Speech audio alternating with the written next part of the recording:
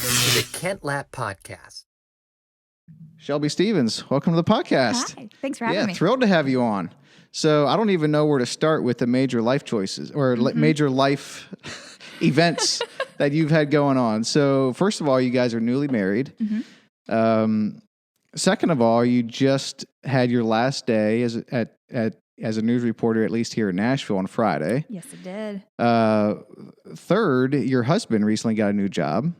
And fourth, you're moving to Hawaii.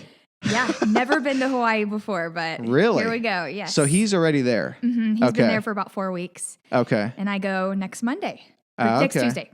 This coming. So this is Sunday night. You're going next. Okay, a week from Tuesday you go. Okay. Yes. So you've not visited? Never visited. Wow. It wasn't really, I mean, of course it was on my map, but it was further out in my life when I thought I would get there. Yeah. But now we're going to be there. Now, what is the job? What took Zach there? Does he go by Zach or Zachary? Zach. Zach? Okay. So he's a compliance consultant at Maui Medical Hospital. So he is working in the hospital with a great team who he loves. Okay. And I'm really happy for him. Yeah. Congratulations. Thanks. I mean, congratulations on, I guess, all of it. I mean, there's a lot there to congratulate. 2020 has been wild. So with his job, I'd actually love to hear a little bit more about that. So is that what he was doing when he was in Nashville, or did he change industries? He's in the same industry. He was a,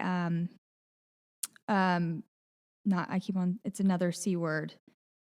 Consultant. He was an actual consultant for a healthcare company. Okay. And he was working remotely from home, so didn't change much throughout COVID. Yeah. He really liked it, but when we started dating, the first thing he said is he wanted to be in compliance, which is can be a little niche. So yeah, he not only was it Maui, but it was his dream position to be in to good for him. Work his way up. So good for you guys. That's fantastic. Yeah. What was it about compliance that he wanted to be in over consulting? Did consulting have him traveling, or just was it kind of a lifestyle he didn't love as much, or the type of work? Or? Yeah, he did a lot of Excel spreadsheets, and he loves talking to people and being in a hospital, working with a team, and compliance is very team oriented. Yeah. From what I know, I've never done it, but from what I hear, and he's constantly working with all aspects of the hospital. Okay. So he wanted to be all up in everything. Yeah, that's so great. But why or how Maui? He was recruited. Wow. He's a great networker. And so somebody contacted him on LinkedIn and said he fit the criteria. Wow. And we were preparing for our actual in-person wedding. Okay. No, we were talking earlier. We got married via Zoom. Yeah. Yeah, we definitely have to touch on that for sure. Okay. Let's come back around to that. So we were getting ready for our in-person one, and he just came to me and was like, person from Maui, should I even respond? And I was like, we love Nashville. This is where we always thought our roots would be planted for forever, especially me. It's my dream place. Oh, really? And you're not from here? I'm from the Memphis area, but I have a lot of family here. Okay, cool. Yeah. So I was like, you know what? This is pretty cool. Just see what happens. We had no thoughts of it. I was at my wedding, just hanging out with my girlfriends, drinking a little wine, just laughing on the dance floor, like, haha, could be Maui. Wouldn't that be hilarious? And then he did an interview, a Zoom interview while we were on our honeymoon. Okay. And the next day we came in from the beach and he had a voicemail and we found out he got the job. Wow. So that happened very, very quickly. Very quickly. So was he in compliance already in Nashville, or he switched from being a consultant to a compliance officer at the same, like this is his first job as a compliance officer? He did a lot of internships when he was getting his master's for healthcare administration. Okay. In compliance. And so that's where a lot of his experience comes from. And then he's had other jobs in healthcare, where he's had a lot of experience in it, but his job hasn't been especially compliance. Yeah, fascinating. The reason I asked, I mean, it's a pretty, I guess it's a fairly bold move. It shows a lot of trust on the person who's hiring if they hire someone with not a ton of experience and move them to Maui right away. Absolutely. I mean, I assume they're helping with some of these costs with moving and everything? They up the salary a little bit. Okay, because of nice. it, Yeah. But in any case, I mean, here's a young married couple moving to Maui. You know, you don't want to just move back after 2 weeks if it doesn't work out. You know what I mean? Absolutely. It's Which terrifying. I guess you totally could. You totally could. We're trying to make sure we could if something happens, Yeah. Lord willing. But Yeah. I mean, for you guys, it's no harm, no foul. You know what I mean? For them, it's like you're moving someone to Maui. So what's interesting about that is, or funny about that is, when I think of healthcare, of course, I think of Nashville. Nashville is the healthcare capital of, I guess, basically the world, or certainly America. But I don't think of hospitals in Hawaii. You know what I mean? When I think of Hawaii, I don't think, oh, they've got hospitals and they need compliance officers there. And you know what I mean? They need doctors there and nurses and everything. But of course they do. There's people there. Of course they do. I'm pretty sure, don't quote me on this, I'm still learning so much about the place I'm about to live in. But I'm pretty sure it's the only hospital on the island. Really? Mm-hmm. Now, so I've been to Hawaii once, and I can't even remember which island. It was a long time ago. It was probably a year or two after we were married, and we've been married 14 years. So, I mean, it could have been 10, 12 years ago. Which Maui obviously is not the Big Island, because the Big Island is just called the Big Island, right? Mm-hmm. So which island is most desirable to move to? Like, is this the one, or is there others that would be even better, or do you know yet? It is, from my experience talking with people, it's amazing. By the way, when you announce that you're moving to Hawaii, how many people you know who have lived there or know someone that's lived there or is living there. Yeah, I know someone who's lived there. Loved it. Exactly. Yeah. So it really depends on your lifestyle. So Oahu is the one that has Honolulu on it. So that's the skyscrapers next to the beach. Okay. That's the city. The people I know who live there live on Oahu.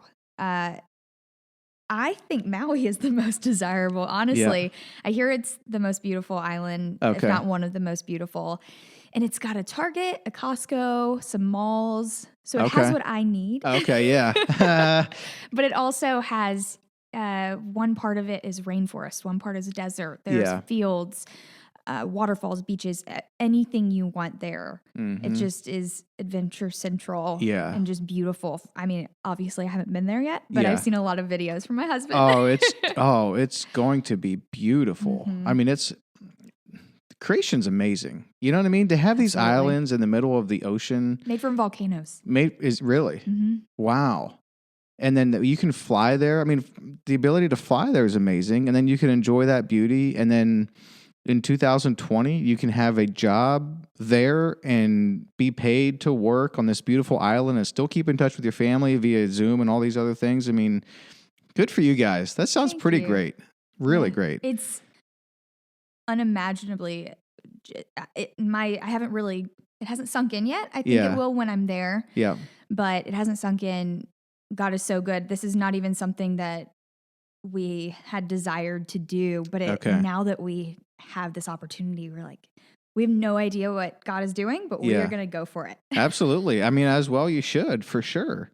So he left a month ago. Did he come back at all, or he's just been there for a month? He is there. Okay. To stay. And he's not come, like, you're going by yourself over, and we have a dog, so that's really Who took the dog?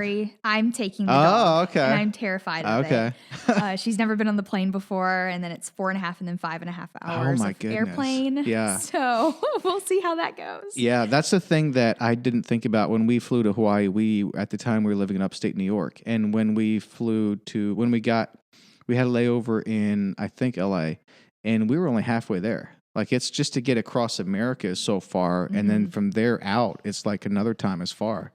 This is going to sound like a really dumb blonde comment, but I did not realize how far Hawaii was from California. Yeah. Every map just brings it forward. I didn't think it was right next to it, obviously, but I thought it was kind of like Jamaica and stuff like that. Yeah. But this thing, besides a couple of centimeters on a map, is just as close to Japan as California. And they're just things you don't even think about. Yeah. Yeah.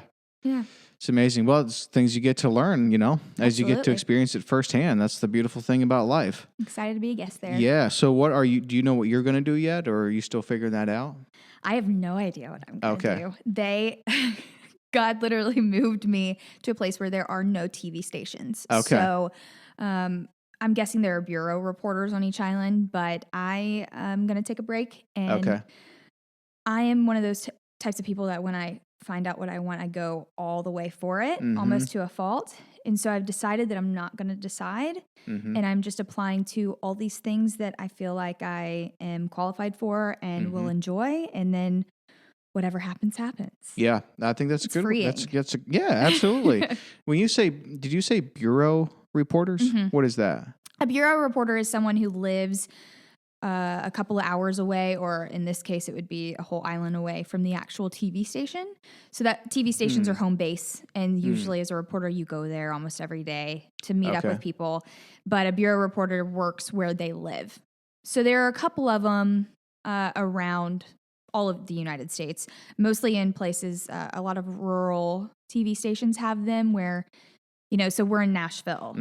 Murfreesboro is an hour away, and it's got its own culture, its own jobs, and just different things going on there.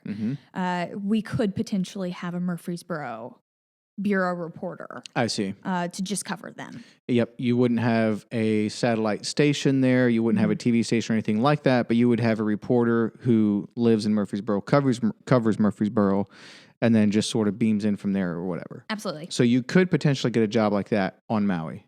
Potentially. Is there a TV station on the Big Island or on any of the islands? They're on Oahu. So Okay. where Honolulu is, because Okay. that's where the government is, and most of the hustle and bustle. I don't know the percentages, but a majority of people live there. Okay, gotcha. Yeah, I want to hear a lot about reporting actually in journalism and your background and all of that.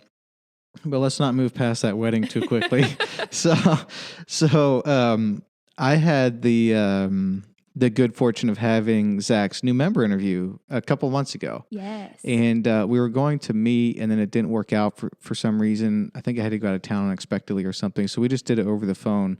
But I really liked him. Like, he's a really personable guy, a really nice guy. And so I'm kind of bummed we didn't get to meet in person, particularly now that that you're on the podcast and all that, and now he's gone. But he mentioned the wedding situation. So walk us through that, because now as I'm trying to recall, I can't quite remember. I feel like you got married, but then later got married or something, like had a celebration. Obviously, COVID affected it all. And as we talked about before the podcast, Scott Thomas, one of our pastors, wound up doing your wedding virtually.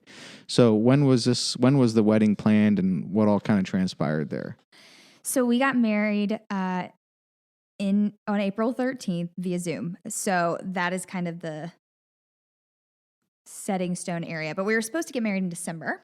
Okay. And there were a bunch of complications with that. And so we decided to postpone it until April. Or it was actually supposed to be May 23rd was our next date. It's so confusing, I can't even remember it. So we had that date, and COVID hit in March, and governments were shutting down to where people weren't getting, in Davidson County, we were not able to get a wedding certificate. And we had waited, it was almost a year and a half for our engagement at that point, and we were ready to get married. You were engaged for a year and a half? Why weren't they giving out marriage certificates? Davidson County had been shut down at that point because of COVID. So and I think that only lasted for a couple of weeks. If any. I didn't even know that actually. I didn't even know that happened. So I was just freaking out. And of course, since I was working in news, I was watching all of this happen and seeing all of the unknowns with COVID. And now here, if I would have known hindsight, we could have gotten married in May. Everything kind of governments shifted so you could get it via mail and all of that stuff. But I was just sitting here. I had been waiting to get married for a year and a half. Both of us just wanted to go ahead and be married and start our lives. And so the beginning of April, it's like April 1st or something like that, we decided to go ahead and go to White County, which is where Zach's family lives, and go ahead and just get a wedding certificate. Is that in Tennessee? Okay. Okay. It's in Sparta, Tennessee. It's great Sparta, hiking. I've heard of. Which direction, though? It is east. Yeah. Okay. Yep. And so we went ahead and just went to White County and got a marriage certificate and just decided we don't have to use this, but if we want to have it, that's great. We don't know what our wedding's going to look like. And, at that point in April, May did not look like we were going to have a big wedding like we thought we were going to have anyways. So we just sat there for a couple of days and just looked at each other and were like, let's just go ahead and do it. May 23rd is going to look the exact same as April 23rd as April 1st, you know? Yeah. So we, in about 2 weeks, talked with our families, and they were so gracious with us, and just they were trying to plan different things. We were going to have it at his families, and then we were going to have it at my families. And turns out my dad's a firefighter in our hometown, and he could not leave the city that he works in Collierville, Tennessee. And then my mother-in-law and my husband's grandparents were too afraid to travel 4.5 hours away to, you know, they'll have to stop at gas stations and use the restroom. And they were just terrified of the virus because at that point we didn't know what it was. So we just dropped everything. We're like, we're just going to do it on Zoom. I'd seen a couple of people do it on Zoom online. Oh, really? Other, news stories and stuff like that. Yeah. And I knew it was possible. We talked to Scott Thomas about it, and he said he was up for it, and he was amazing. He got everything together. I didn't even understand Zoom at that point. Oh, really? Oh, wow. I would have thought as a reporter you'd be all over that. I was learning. I was doing a lot of FaceTimes at that point. I learned Zoom slowly, but at that point I had never really done much of it. I see. Now I know too much of it. Right. Yeah, everyone does for sure. Even Lincoln, who's in school. Yes, you know? they're all everybody's having to do it. But we just got everything together, and we did it on a Monday. Okay. Because that worked for me. I had 3 days off after that. So we had a little bit of time to ourselves and just decided to get it done. Cool. So a Monday, and it was in a beautiful building that's right by the river, but I've not been in that building. Which building is that? It's called the Bridge Building. I got really lucky. I interviewed the owner, and it was just a normal Zoom, or I think at that time it was FaceTime interview, one of those over the phone interviews. And then the next day I was with a photographer. He was shooting some B-roll at a school, just an empty school. And a man passed us running, and it turns out it was the same guy. And so the owner of that building? The next day. Oh, so wow. We just sat there and talked 6 feet apart. And then he, thanked me for doing the interview. I thanked him for doing the interview. And then he was like, I remember you saying something about you getting married. If anything happens, because it is such a weird time, just let me know. So I talked to him, and turns out all of his employees hadn't been doing anything, and it was in the middle of wedding season. Nothing was happening. So I walked in, and for little to nothing, walked in there, and they had flowers, and they had candles, and they had our bouquet and boutonniere all done up, and I was not expecting any of that. I just needed a place with Wi-Fi, honestly. Right. That was pretty for our news story, because the station covered it. I saw that. Yeah. I mean, it was pretty. I mean, that building is beautiful. So do they do events in that space? Yes, it is a wedding venue. Oh, it is a wedding venue. Okay. And it overlooks, for those that don't know, it overlooks like the river that runs right through Nashville, Cumberland River. But then there's that really pretty red metal art thing that has a view of that. And I think the Titan Stadium is right there as well, right? Yes. It's really pretty. And for those that want to check it out, because WSMV did cover it, they can just Google, I don't know what I was Googling, but probably if you just Google WSMV, Shelby Stephens, Yeah. Zoom. If you just put WSMV Zoom wedding, I think it'll pop up. Oh, okay. Yeah. And particularly, certainly if you include Zachary and Shelby Stephens, it'll pop right up, and they can kind of see. It's because I know Scott, so well. So I mean, it's so cool to see him. There he is, like standing right where he should be. You know what I mean? We put like the laptop right between right you guys. There's a shelf, and there's a laptop.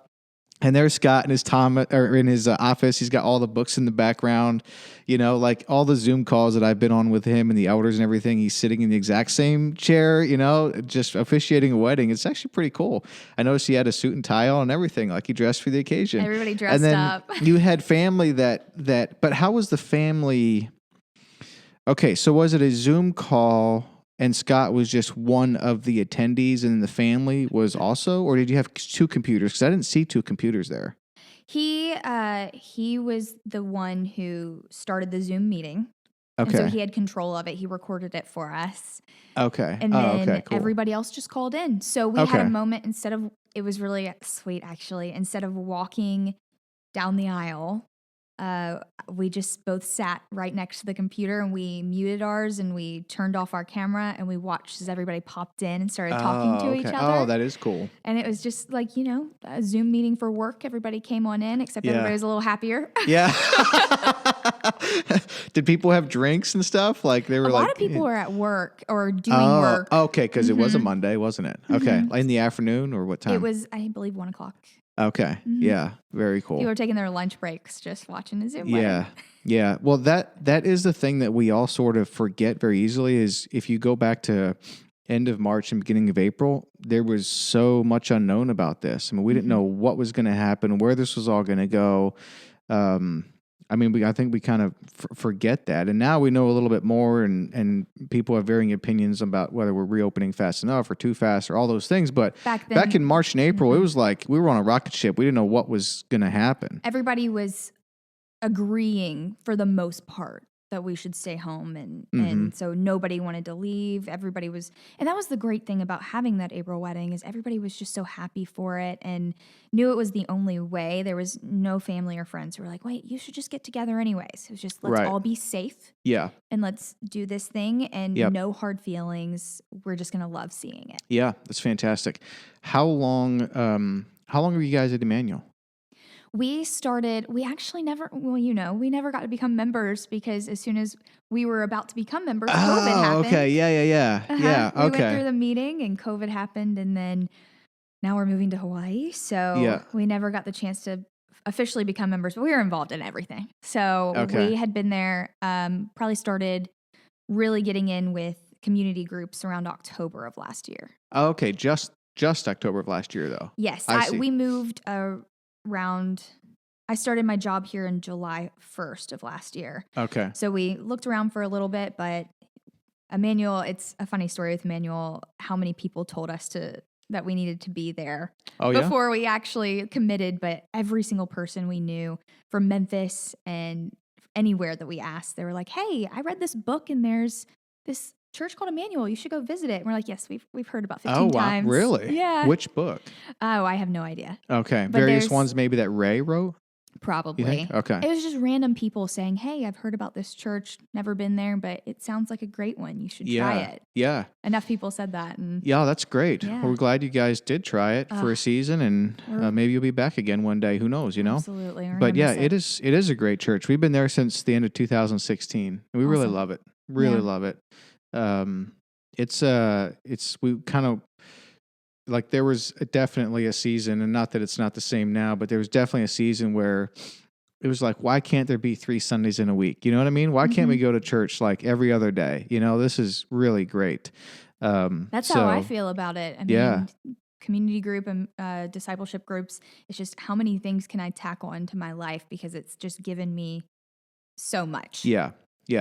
And I think what's also great about it is Ray and TJ would be like the very first to say, like, we don't say those things about the church and it's not that way because of them, Now, obviously God used them. The lead pastor has a significant impact on the culture of the church and the direction of the church and the community and all those things. But in the case of Emmanuel, I mean, Ray and TJ would be the first to say, like, it was God working through them and establishing, like, the culture of honesty, and honor and rejoicing, those things, like building each other up. I mean, I can brag on Ray and TJ, they wouldn't for themselves, obviously, but I have a ton of respect for those guys. I mean, Ray has written The Gospel, which I'd highly recommend for people. It's one of the 9 marks. It's just a very little book in the 9 mark series. And it's basically talking about gospel culture. And then did you guys read the book that Ray also wrote, Marriage and the Mystery of the Gospel, I think it's called? No, we have not. Okay, I'd highly recommend that book. It's a really great book. And I mean, it doesn't really matter if someone's newly married or been married for 30 years, but it's what he kind of walks through in that book is how significant marriage is because it's a picture of the gospel and Christ and his church. And like those are things that, a lot of believers at least would maybe know or have heard of those types of things. But when you actually like kind of Ray does a really good job on walking through, yes, and here's why, and here's why it's significant and stuff. So the other plug for Ray is they probably still do, but they've done a ton of marriage seminars. We are, that's, I think, one of the biggest things that I am upset about not being able to do. I've heard so many great things from people that I've just met throughout the church when it comes to that seminar. So you guys missed that. Missed it. We had our shower one of those weekends. There was just one of those things we never got to do it. I'm still trying to get Ray to video record that somehow. Please do it. Send it to me. Yeah, I will if we can get that done. But we attended, I don't know, 2 years ago, year and a half ago. We'd been married, 12, 13 years at that point. But we had also heard that it was good and just wanted to like go through it at some point. Mm-hmm. So yeah, some Saturday, I think it was like 9 to 1 or something. Phenomenal. Really, really good. It's that book and certainly the seminar, what really landed on me was like the beauty and gravity of the marriage relationship and how that ties into creation and God's overall plan, and certainly with his church and everything. It really kind of brought it to, I guess, a new light, So, as a newlywed, it's really, I think personally, my husband's going to laugh when he hears this. Personally, one of the hardest things is just making sure you remember all of that in your marriage, because you're surrounded by culture and other beliefs. You start to get into, well, marriage is supposed to look like this, and you have to remember where the roots are. Yeah, for sure, totally. And oh man, I'm just remembering like us being newly married, and we were upstate New York. And just had this tiny little cottage we were renting for the first 10 months. It was great. It's such a fun season of life, honestly. I worked a lot, and Mariana thought it was because I was bored. So don't let Zach make that same mistake. All I wanted to do, honestly, was come home at 3 p.m. and hang out with Mariana. I mean, that was totally like, but it was a busy season. I was working a lot, and she kind of thought that it was because I was bored and didn't want to just like be home with her too much, So that was a little bit of a miscommunication, but I have totally the best wife. And what I appreciate, and I know this isn't the case for everyone, so I don't want to like set unrealistic expectations, but I think for us, it was just like a special blessing or something. But we've like always just loved to be together. Like it's not a hardship. Mm-hmm. We just like to be around each other. I mean, it's how it was when we were dating. It's how it was when we were first married, and it's how it is when we've been married 14 years, So I know like it's not the case for everyone. I hear that marriage is hard work, and I mean, look, you're going to run into some things. I suppose to some degree, I don't know, it is, but it's not a hardship. It's been a huge blessing. Well, I can tell you a hardship is just getting married and then spending 5 weeks away from that person. Oh man, I'm sure. And the time zones are off, so we're just trying to. What time is it in Hawaii right now? Oh, so it is 5 hours before this, so it's around noon, 12:30. Okay, so we're 5 hours ahead. We're 5 hours ahead. Okay, gotcha. So it's noon on Sunday in Hawaii. Yes. In Maui. I think Zach is paddleboarding or fishing right now. Oh, wow. Good for him. Yeah, that would be tough, honestly, because this is, let's see, April, May, June, July, August, September. If you're 5 months in and you're apart for 5 weeks, wow. Yeah, it's well, it hasn't, I thought it was going to be more of a test than it actually is. Mm-hmm. I think we've done a great job. And of course, obviously, absence makes the heart grow fonder, or whatever. But yeah, certainly. It wasn't as hard as I thought it was going to be when it comes to we're not arguing and all that kind of stuff, which is great. I think because we're both busy with transition, right? But it's just the hard part of not being with each other. Like you said, you want to spend time with that person. Exactly. That's why you get married, is to be with them all the time. Yeah, it really is. It totally is. I mean, it's like you got your teammate, for life. Yes. And like that's the way it's meant to be, So, and it's just not right if you're not around them. It's interesting how that is. It's almost like a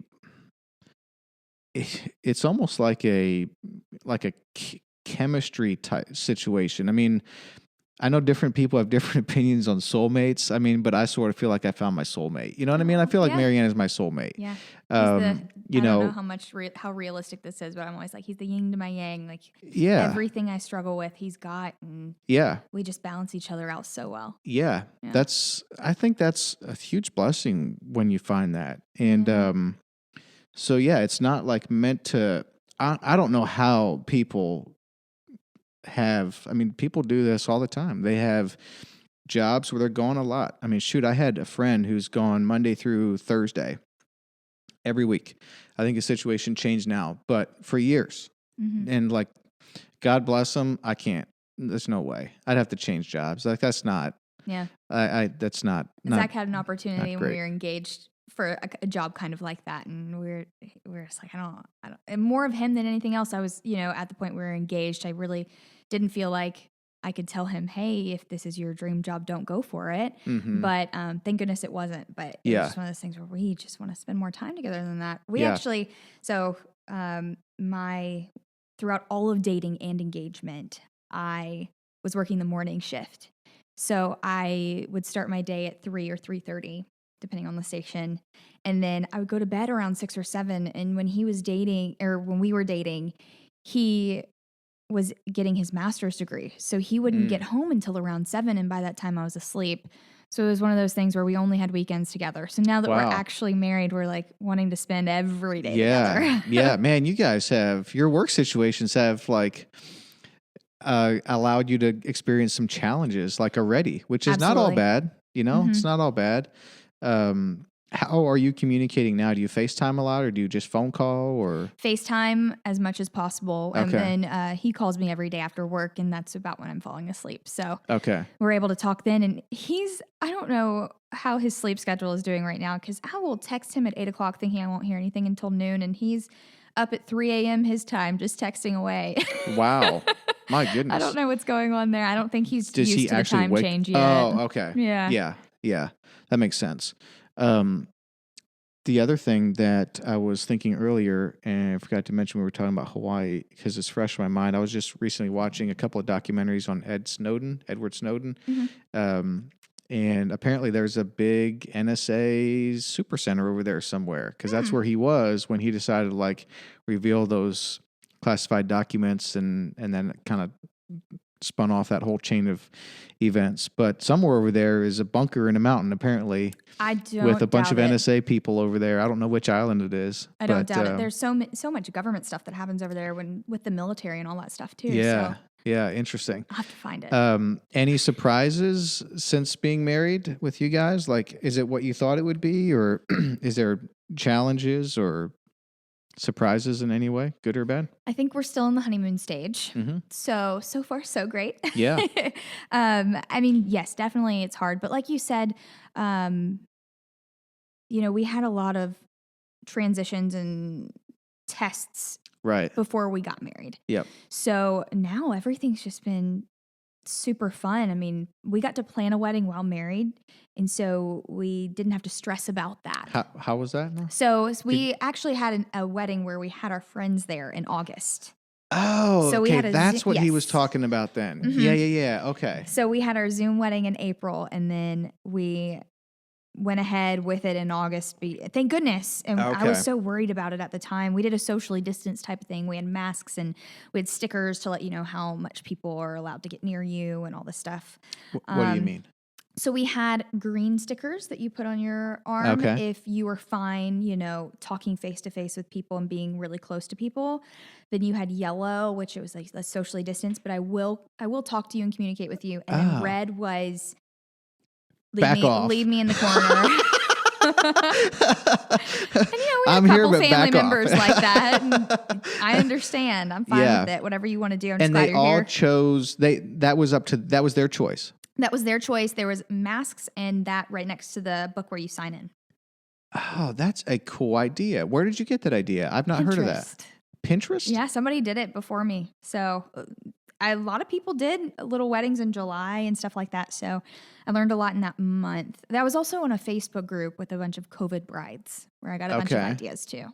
But why? I mean, that concept could work outside of weddings. Absolutely. I mean, so they put it on the back of their palm, like on the back of their hand. Mm-hmm. So, that's somewhat visible, but you kind of have to look for it too. I guess like putting it somewhere more visible could get a little bit weird, like your chin or your forehead or something. I guess they technically could have put it on their... Yeah, people could do that. I don't know why people chose their... Maybe my mom came up with the whole put it on your hand thing. I'm just fascinated by that idea because that would allow the people who don't care to loosen up a little bit, and the people that do care can still get in on things. I mean, I'm just thinking like other events and... Yeah. Fascinating. It could work for anything, honestly. Yeah, it could. Yeah, I've just not heard of that before. So you had that, you had mass, and how many people? Do you still try to keep it pretty small? Yes. Memphis had a rule at the time for 50 people. Okay.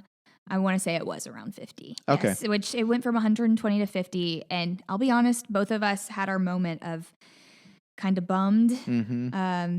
Should we have, space it out even more, but at that time we thought, if we're not having this wedding now, we'll never have it because we're already married. Yeah. So I got to put on my real dress, and my dad got to walk me down the aisle. Okay.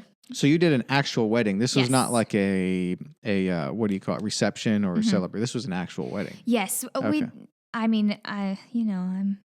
thought of it since I was a little girl. I wanted to walk down that aisle. As fun as it was that I got to sit there and watch people pop up on the TV screen. COVID, it's unprecedented times, and so brides kind of get to pick what they want to do, and I decided to do it all. Yeah, I think that's fantastic. I think that's great. And I think that maybe, do you think that brides would tend to care a little bit more about that than grooms?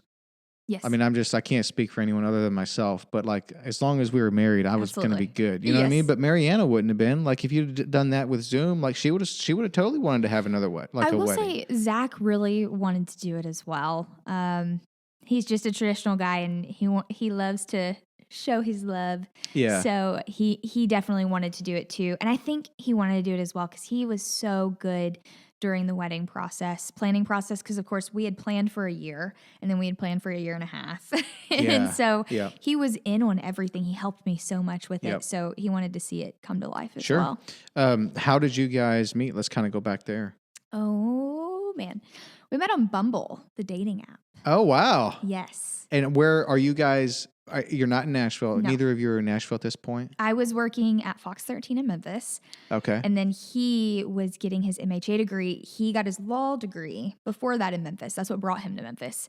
And then decided he did an internship at Le Bonheur Children's Hospital, and as an attorney helping out families there, and then just fell in love with the hospital atmosphere and decided he wanted to be there. And so he got his MHA, and he says he got on it. Just, he didn't have a whole lot of friends there anymore. His law school buddies all had left for other cities, and he just wanted to jump in the dating field a little bit and make new friends, that kind of stuff. And I had been on my own trajectory with dating, and kind of was just now getting back into it. And he was my first date. I actually had another date lined up the next day and canceled. No way. Yeah. You had 2 dates lined up? Yeah, they were my first dates back in the dating game. And dating apps are weird. You just kind of, they're dates, and his definitely was a date, which was amazing. But some people, it's just like, let's go grab coffee and just meet for the first time. Sure. But his was a real dinner date. Oh, okay. So I would have thought that. My feet. No, that's awesome. I would have thought that most like through the dating apps would be like, let's just grab coffee and just see, Yeah.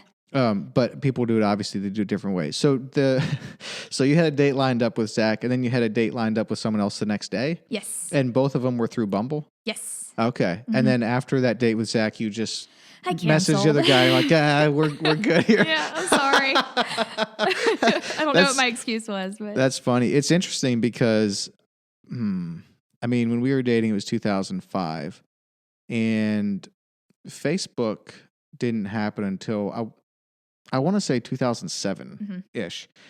So I'm not sure that there was like if there was dating apps, it wasn't mainstream. Like it wasn't a thing like it is now, So that's just not a world that I don't we think have any it's- experience in at all. Yeah. It's definitely a new thing. Mm-hmm. I think COVID made it even more popular Hmm. because that's the only way people were meeting in the spring. But I mean, both of us, I remember thinking when we were first started dating, feeling a little apprehensive telling people, especially in the Christian sphere of like, yeah, we met in a dating app, but like not like that.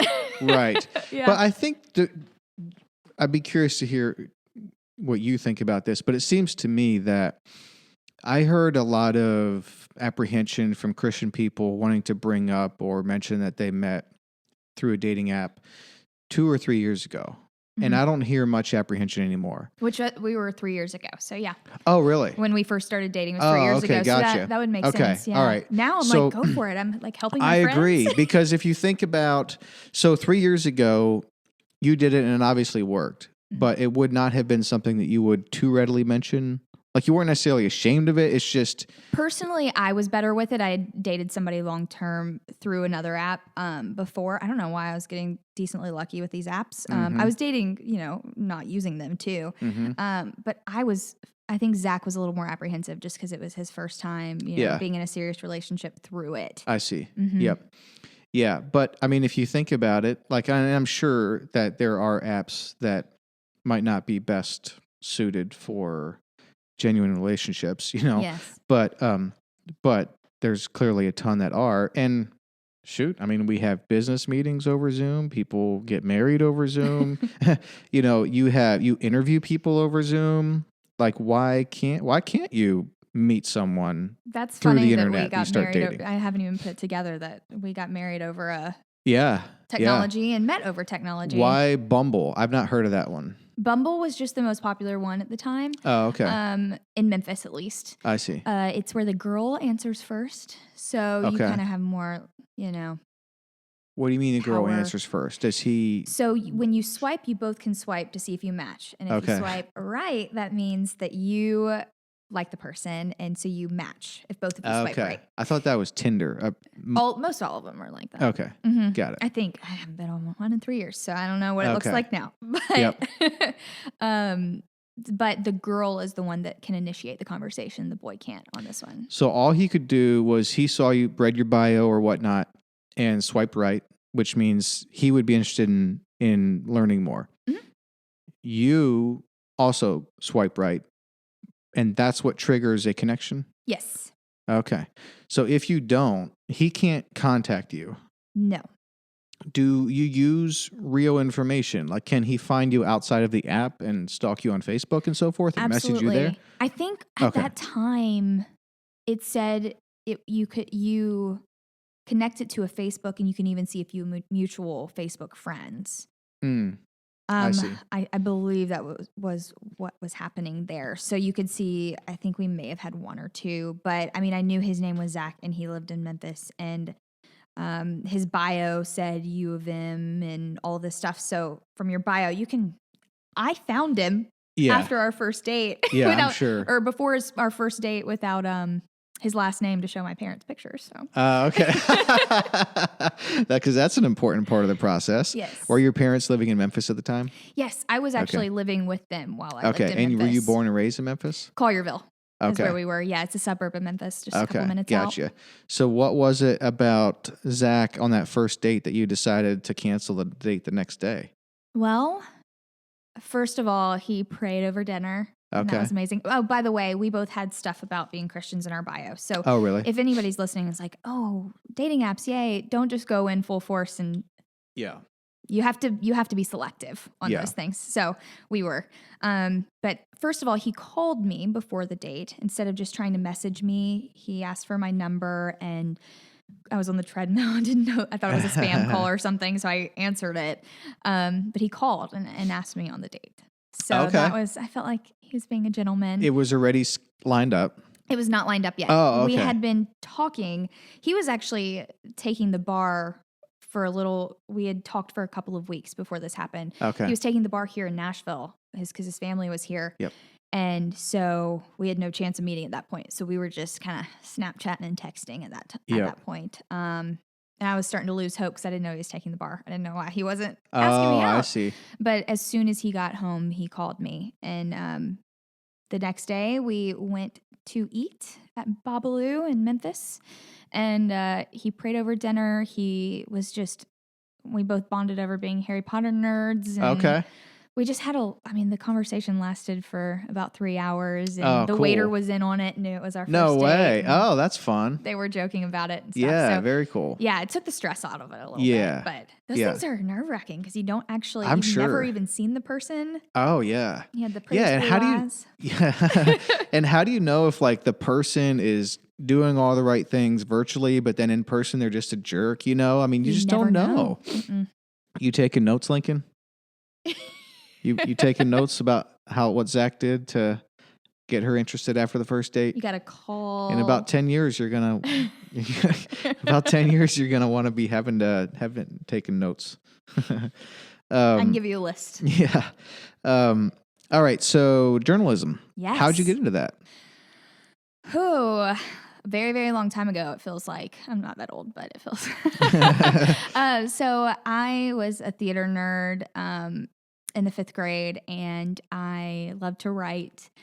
And, 5th grade is one of those things where it's like, I want to be an actress and a writer. That was kind of my thing. And we had a field trip, which I know Nashville has one too. They're all over the country, I believe. They were called Exchange City at the time, but now they're called Jabbiztown field trips. So it's this warehouse that they have set up. It's a nonprofit. They've set up a small town.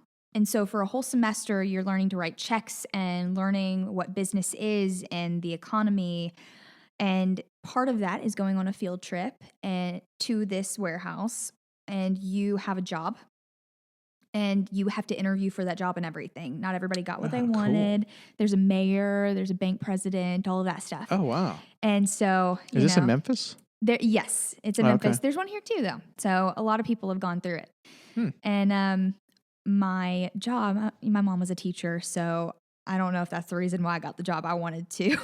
But I got the reporter job because it was the only thing that like you could be on camera and kind of, I thought it was like acting kind of. Right. So is this the 5th grade? 5th grade. Oh, wow. So there's a video somewhere in my mom's attic of me with a sparkly 2000s purse and sunglasses on the top of my head, interviewing students and teachers at the field trip as they're doing their jobs.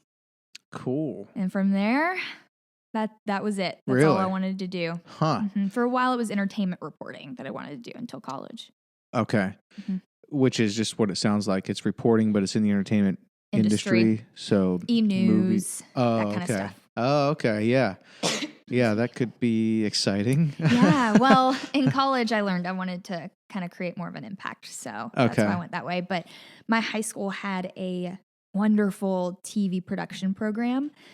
And so by the time I was 14, I was doing my own packages, which is when you hear the story and the person's talking over the video saying what's happening. Mm-hmm. Those are called packages, the minute and a half, minute 15 second things. And I'd been doing that since I was 14. So when I got into college, I really already knew what I was doing, the basics at least. Mm-hmm. And just, once I was in college, I was all up in everything. At one point, I was working 4 jobs surrounding this industry and idolized it as much as somebody can idolize something. Really? So, absolutely. Wow. So you're not just, I happen to be a reporter for, a short period of time and it's just what I did. This is like... It was my identity. This is, okay. So but this has also been like your dream. Like this is what you wanted to do. Yeah. From a very young age. It's interesting that in 5th grade, Lincoln's in 5th grade. In 5th grade, you kind of stumbled upon what you wanted to do. And do you mind if I ask how old you guys are now? I'm 26. Okay. Zach just turned 29. So oh, okay, cool. Got one more year till the 30s. So, and you've been a reporter for a few years. I actually got my first reporting gig while I was in college, working at Tupelo, Mississippi, I went to Ole Miss, so it was an hour away from the college, and I was working there on the weekends for my last semester. Graduated in 3 years. Not fully graduated. I had some classes I had to get done, but got out of school and started at age 21 in Memphis, Tennessee, which is now more popular, and it was getting more popular then, but I was not thinking I was going to get in such a big city so early. Right. So you were a reporter in Memphis, Tennessee at age 21, straight out of college. Straight out of college. And that is why I am following the Lord right now. Yeah, yeah. So is that uncommon because usually to be a reporter in a big city, they're hiring people with more experience? Yes. Not you start out in someone small straight out of towns college. usually. Okay, interesting. I'm just fascinated by, you're in fifth grade and you stumble upon something that excites you at the time, but then you stick with it, like having 5 kids. We have 5 kids every 2 years from 10 down. Lincoln's the oldest. And so Jackson's 8 and Jericho, we have 3 boys and Jericho is 4. And, occasionally it's like, well, what do you want to, what would you be interested in doing when you grow up? And, they say random things like Jericho for a while said he wanted to be a fire truck, or was that Jackson? You know what I mean? Like they're like too young to understand, but at some point, what they want to do might stick, like my poor brother. It did with you. He was in high school and my parents are like, what do you want to do? And he's like, I don't know. I'm not like my sister. I don't know what I want to do yet. Yeah. Did you have at least one sibling? Mm-hmm. You I have mentioned a brother. him. Okay, so it's the 2 of you? Yes. Okay. So what was it about reporting that you loved? Well, it changed over time. I mean, at first, especially through the middle school years and a little bit of high school, all of that, it was definitely I love to speak in front of people. I love to be the center of attention. I'm not going to lie. Yep. I like to talk and I like to perform. I was a competitive dancer my whole childhood too. So it was like a stage to me, the lights on me, I liked that aspect. And then as I got older, and I also loved celebrity culture. Oh, really? Yes. So it seemed so, I just romanticized it a lot of getting to be on red carpets, interviewing people, being an entertainment reporter. Juliana Rancic was my idol. She was the main newscaster on E! News. Okay. And she was just friends with everyone, all the celebrities, and got to talk for a living. And it was just super cool. As I got into, and I was good at it. There was some weird talent that I had to. God gave me something in it. There's a reason for it. That sounds, I don't know, but I think that's fine to say, and I don't think it's weird talent. Yeah. I think God gives everyone talents. Like just because He gave you talents in certain ways, then you enjoy performing for people and you enjoy being the center of attention. Those things aren't bad. You know what I mean? Like anything can become bad if you're doing it for wrong reasons, of course. Absolutely, yeah.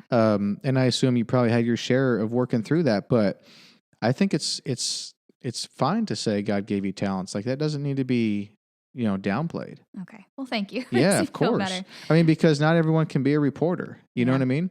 So the people that can be a reporter and want to be a reporter and are good at being reporters, if there's a space for them, like they need to be reporters because we need them, because not everyone's good at that. Absolutely. I agree with that so much, especially more now than ever.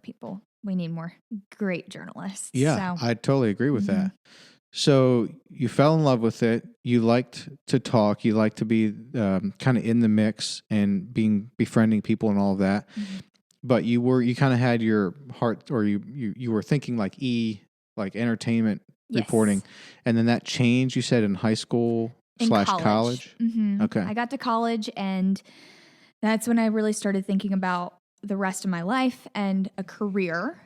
And I sort of realized and I think that towards the end of college, really, it changed too. I got to do a lot of fun entertainment stuff in college. Okay. Got to interview some fun people who came into town. Thomas Rhett, before he was really big. Oh, yeah? That was really cool. Yeah. It's a Nashville boy too, right? Yes. I think. Yep. Yes. So got to do a lot of fun stuff with it. But I realized as I was looking for a career, one, it is so hard to get into that industry. And two, I was always, I was raised in a Christian home, and I just was always a Christian. I believe I was a Christian at the time in college. I kind of go back and forth whether or not, because I wasn't really following the Lord, but I definitely was talking to Him and working through things to try to get closer to Him. And I realized that I'd basically, and no offense to anybody else, but personally, I would feel like I was gossiping for a living. And I didn't think I could do that full time. So I got really lucky and I interned for WTVA in Tupelo, and they told me no when I asked them if I could work for them on the weekends at first, but a couple months later got a call that I could work with them, and that started my local news cycle. And from there, it was easier to get a job and kept on with it. Interesting. So that started your local news cycle. What does that mean? Just getting into local news. I mean, once you've got a job, it's easier to get another one, I guess. Okay, sure. Okay. So when you looked at so you said you wanted to be a reporter, which is what you were until Friday. It was that specifically was what you wanted to do, or were you open to like other areas of journalism? I wanted to be an anchor.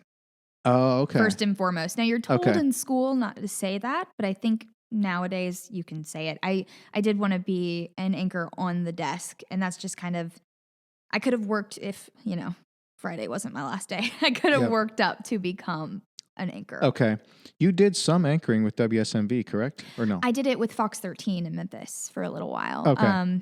During the last couple months that I was there, I got to do it on the weekends. Why do they say you don't want to say that in school? Because there are a lot of, I don't want to generalize, but there are some people in school who think that anchoring is easier because you're just reading from a teleprompter. And so they just think, I want to read for a living. But you really have to work for that. And anchoring is so much more than that. And you gain experience from being an actual reporter that you can bring to the desk to help you with quick actions. If something goes wrong, bring some more stuff to the table when it comes to information that may not be on your teleprompter.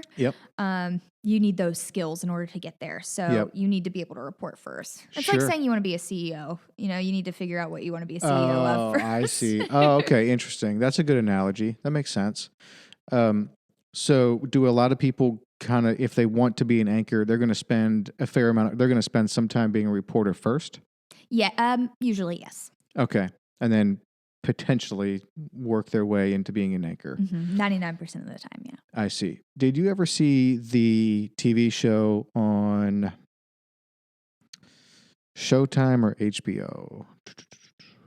I think it's HBO, called The Newsroom? Yes. Did you like that show? I love that show. I love that show so much. I just started season 3, and unfortunately, there's only 3 seasons. But for those that have not seen The Newsroom, who's the main actor on that? I know him so much, but I do not know his name. Yeah, he's been in a lot of things. Yeah, he's been in a lot of things. People would recognize him if they saw his face. But I should probably just check that out real quick. The woman who's in it, that's kind of his counterpart, she was in Mary Poppins this year. That's all I know. Oh, interesting. The Australian girl? Yes, I believe. Jeff Daniels. Jeff Daniels. Yes. Jeff Daniels is the main character, and the show, for those that don't know, like it's designed to be a real life look into like the news apparatus, but they wanted to sort of like romanticize it a little bit, but also like then show like how those characters have their lives and how that interplays to the whole thing. Like the interplay of like this team, like putting the news together. I just love it. I'm fascinated by the news and what it takes to get that out and to, first of all, know what happened. And you can't just go by hearsay because you lose your credibility. So you got to know what happened, and you can't report on news that you're just watching from other news stations, or you're going to also go out of business. So you have to like know what's going on sooner or at the same time, hopefully, as like other people, and then vet it, make sure it's right, and then script it, and then get it on air and get it out. And like a lot of the stuff is like, it's all hands on deck. And when there's breaking news, you're just there and you're going to work until as late as you need to work, Yep. And just that camaraderie that you can see, at least it's how it's portrayed in this show, the camaraderie that develops, because it is like, it's high stakes and it's very intense and it's all in. And Absolutely. It's not like 9 to 5 punching a clock. It's like when there's work, you work, There's so much responsibility in it too. One of my favorite scenes, and it's been a couple of years since I've watched that show, so I'm not going to get it completely right. But one of my favorite scenes was when they were sitting in the control room and the actual news was going on, and all of the other stations were reporting that somebody had died. I believe somebody had died. And they were checking with their sources, and they were not getting answers. And the two-source rule, I loved how they used that in there, because that is definitely what we use. And they were checking and could not get it. And somebody was like, you just need to go ahead and go with it. These other stations are going with it. And turns out it was all false. Yes. That shows what happens on a daily basis. Really? In the newsroom, because you hear things and you have to make sure they're correct. There's so much responsibility that goes into this job that I did not expect to really weigh on me as much as it did. You can ruin people's lives. Yeah, with I believe a that. simple second of talking on television. And I have so much power by somebody putting a camera on me and just saying talk. Yeah. So, for sure. Yeah, it's crazy. Yeah, I just watched that episode the other night.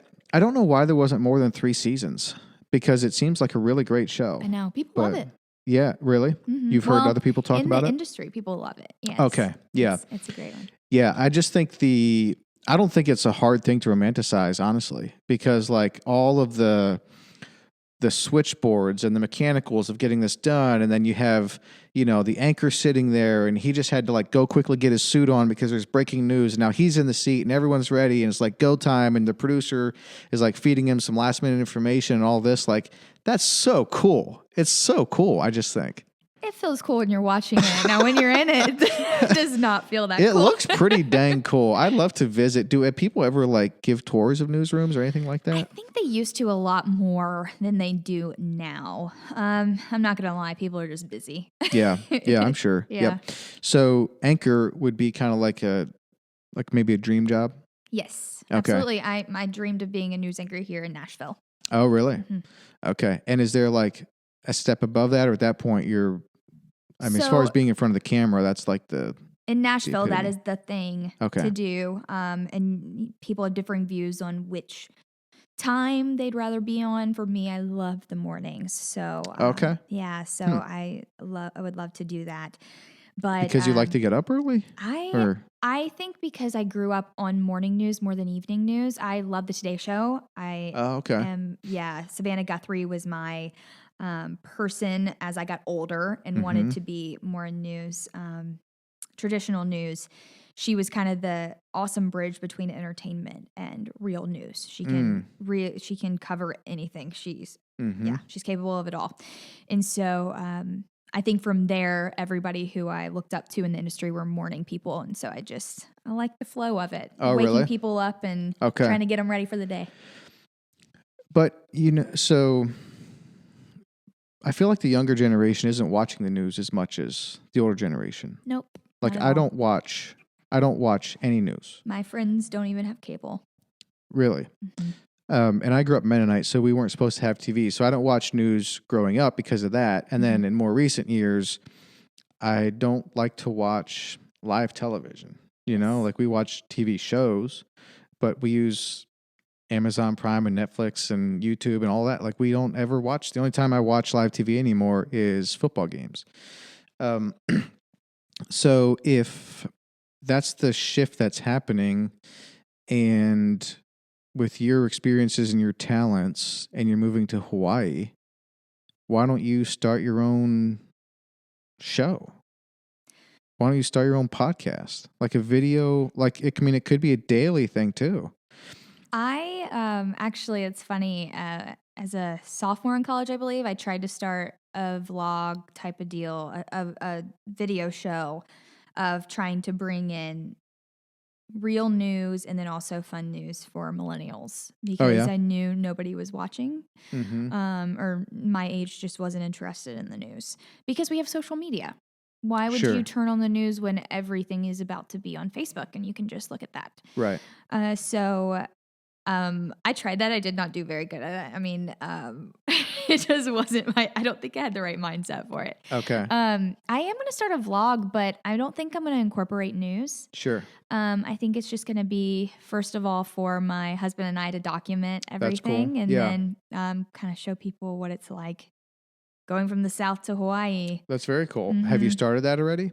Have you done not. some? I have not Okay. done it yet. I think I'm going Okay. to start as soon as I get on the island. I've taken a couple videos with my phone. I'm going to start Okay. out small and see if I can edit them together. Yep. Put them on YouTube? Yes. Okay.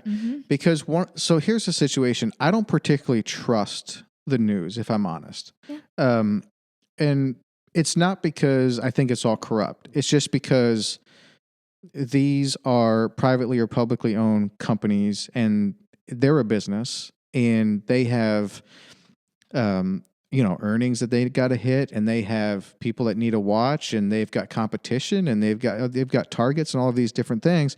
So, and then like you have, well, if you have a business, you have people that run that business. So you have managers and leaders of that business, and those people have friends that happen to be in, say, politics or other places of power. And the next thing you know, there is influence that happens. Like it's not, I don't watch it because I think it's all corrupt. It's just, I have other places for my news. And if I do feel like if you watch Fox, you're going to get one point of view.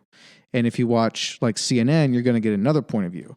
Well, I don't have the time to watch Fox and then watch CNN and come up with my own opinions. I need someone that I can trust. So I've sort of switched from following like news stations like NBC or Fox or CNN or MSNBC to more following like a person. So I don't know if that's a trend or not, but if it is, then that leaves like an opening or an opportunity there for other people to kind of be a trusted source. Well, my advice is to get most of all your information from local news. We cover it all. And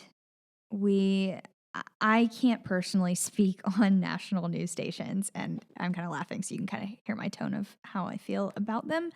I don't know. I can't, with national news, I've never worked there, so I can't say what it's like there. But with local news, you're living in your community, and people will call you out if you are wrong. Okay.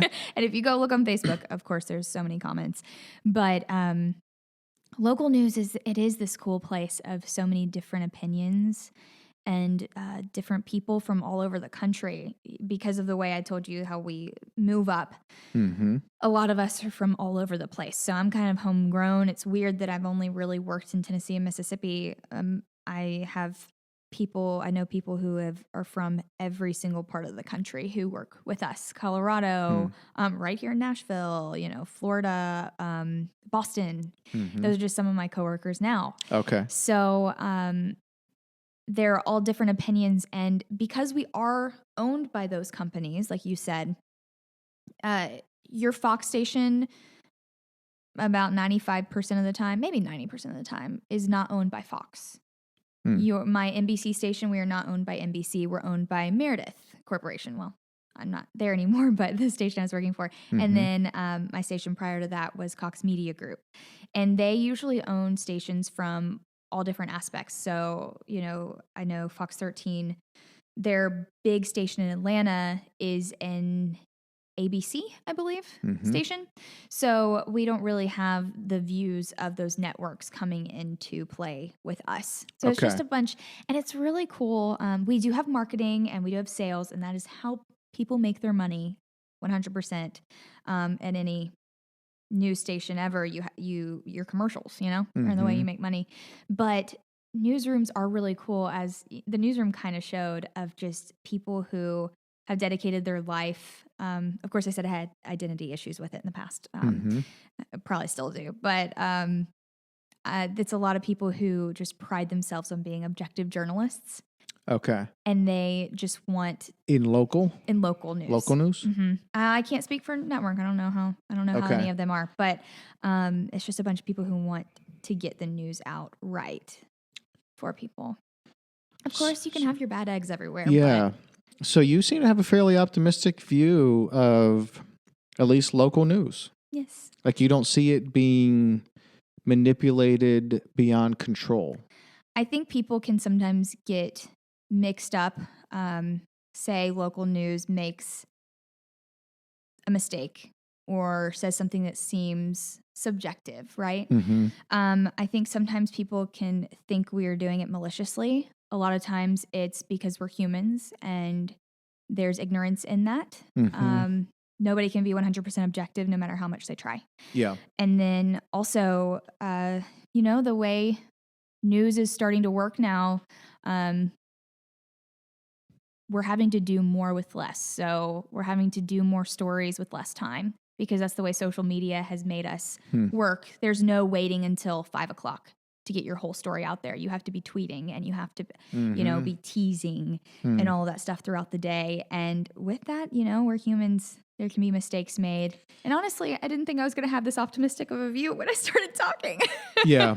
Yeah. So, and that's the other thing I think that people should remember is because let's just face it, there are people that are hardcore Fox. Mm-hmm. Like whatever Tucker Carlson says, that is gospel.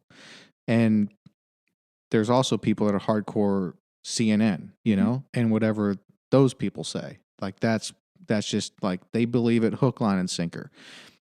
And I think that's just foolish, like it's not that you should distrust everything, and here's partly why. And there is a finite amount of time that these reporters and news stations have.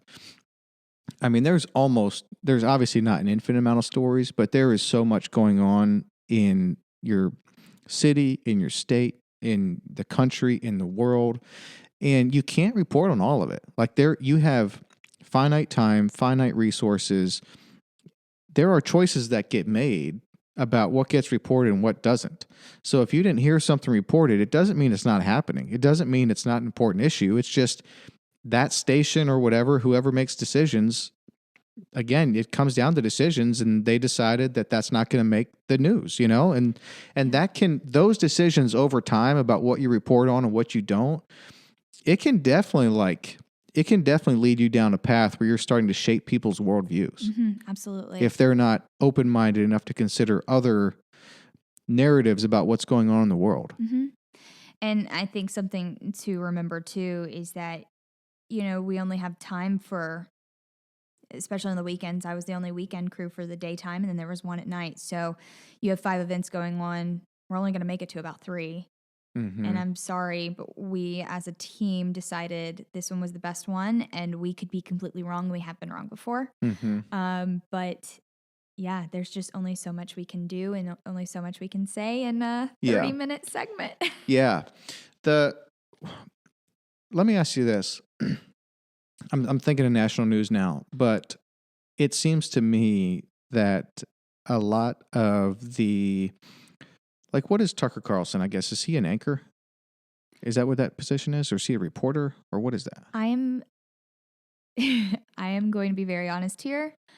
I have not watched national news in so long, I can't tell you exactly. Oh, I don't think I've interesting. ever watched a full segment of his. I try to stay as far away from national news as possible. Interesting. Because I am so engulfed in local news, and I have to be so engulfed with my own community. And then, of course, national news that affects us locally. Yeah. And so what I hear in the newsroom and the press releases we get from the actual government and all that stuff, that I don't spend my time watching national news. Interesting. Mm-mm. Well, I'm pretty sure he is an anchor, and I'm not trying to call him out because this is when something pops up. Because the truth is, when I do watch like a little bit of national news, it's on YouTube. Like it's not even on live TV. Well, I'll be watching next week, starting. Clips. I'll be watching a lot more now that I'm not doing it. Exactly. So I'll let you know. But where I'm going with that is when at a national news level, and it's not just the right or just the left. It looks like it's both.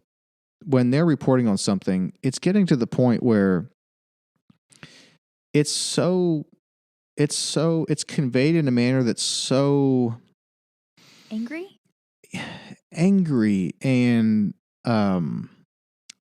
almost fearful. Like you can almost see the fear in their eyes. It's like, are you acting right now, or are you scared out of your mind? Like it's yes, angry. It seems very fearful. It seems very forceful, and it's not very becoming.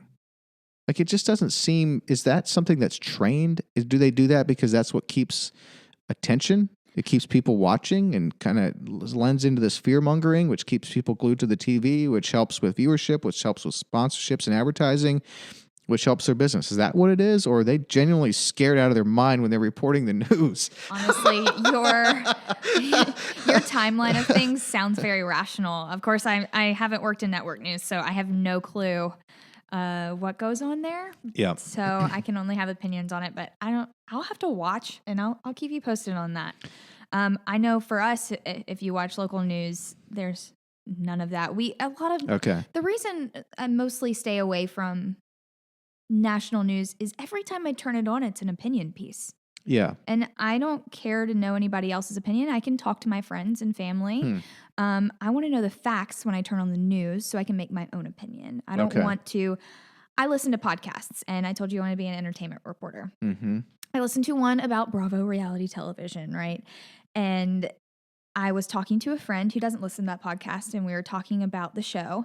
And I found myself being completely different from her in our views because I listened to that podcast and I listened to what they say about it. And I thought their view is correct because that's the only information I'm getting besides my own. Mm-hmm. And I worry that if I listen to too many opinions on people who are on my television, they make a good enough case and I don't hear the other side at all. Right. That I am not going to have a full view of it and just take on their own opinion.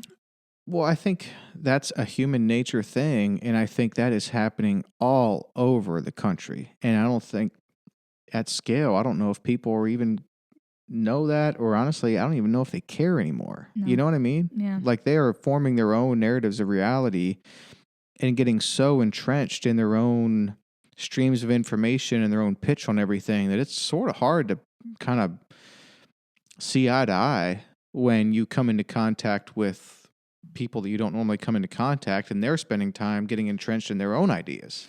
And I think especially with Facebook in the way that social media curates your timeline. Yep. It's a lot of times the exact same way that you feel because you're liking those posts. And so your algorithm is that way. And then you're watching the news that only has your views. And so more and more people with different views than you just feel more alien because they're different from you. And you're not spending any time with them. You're not hearing why they feel that way. You're just thinking they feel different, and everything that I'm filling my time with. I mean, if I look at my phone and how much I'm on social media, it's hours some days. And if you're spending hours reading what you think is correct, then of course everything else, the unknown is scary. Yeah. Yeah. Yep. Absolutely right. I found a guy named David French. Man, it's definitely French. He actually lives in Franklin, and he's a Christian gentleman, and it's David French, and he's part of, I think it's called the Dispatch. I think that's sort of the company, and I get an email from them every morning, and they do a good job. That's a good news source. I like that. It's a newsletter with news on it. Yeah. It's just an email with like the take of the day, and it comes out at 5 or 6 a.m. every morning. They seem relatively balanced. They're not shy about not liking Trump, but they still do a good job on reporting news in a somewhat fair, it seems, balanced manner. And I kind of trust them. I mean, it's not hard to tell. Like, I think they're actually conservative. I think they're a little bit more towards the conservative side, maybe. I think they seem fairly centered. But it's great that you can't tell. Right. You can't tell. But it's interesting that I feel like they probably lean a touch more conservative, and yet they're not fans of Trump. And they don't say that, but you can just sort of tell, like, with the way that they, talk about him routinely. So I like that. I get the Wall Street Journal every morning. I still like the actual newspaper. There's something about that I really like. And recently I started following Glenn Greenwald. He was the guy that Edward Snowden released the documents through. And Glenn Greenwald in The Intercept is kind of who I'm following. Awesome. I don't spend a lot of time like on Twitter, like sifting through the news and stuff.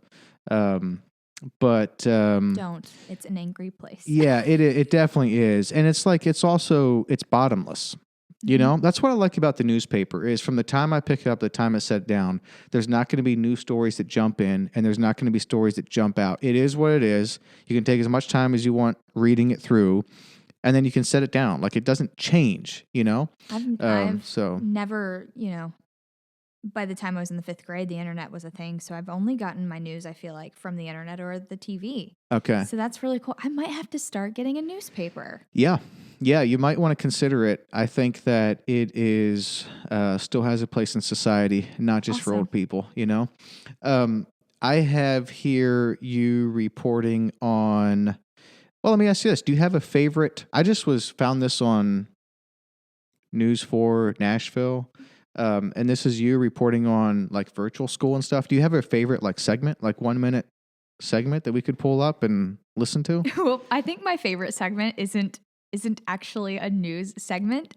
Garth Brooks crashed my live shot one time, so that would be my favorite. Oh, cool. But I don't think that's the one to play. Okay. I think anything, when COVID started, we were assigned different beats to kind of organize our thoughts on this big thing. So Yep. mine was education. So I've been doing a lot of, my mom was a teacher for 20 years. You She's mentioned that. still Yeah. an assistant principal. Okay. So I think education would be great. So this virtual one, does this count or no? Yes. Okay. Yes. All right. Let's see. Anything with my name on it should count. Continues outside the Metro Nashville School Board. The People won't be able to see it on protesters YouTube, want to but see here we change go. in the district's semester plans. News 4 Shelby Sansone covering this for us. She is live at that protest. What's happening there, Shelby? That's her. Well, it just wrapped up. You can see the rain did not stop anyone from coming out here tonight. Now, I am with parent Allison. She has a kindergartner and 2nd grader. So, Allison, I do want to go ahead and ask, why did you come out here today? I came out because I'm the only advocate my children have, and they need to be in school. How is virtual learning affecting your family personally? This is what my day looks like. I fight tears. I fight keeping my kids in It's a their kid with seats their to hands. listen to an hour and a half lecture. They last about 10 minutes, and it's all day long, trying to get them to focus, to pay attention, and to be respectful, and it's just so hard. So a lot of people talked about how the future of their kids, they're worried about it at this protest. How are you feeling about that?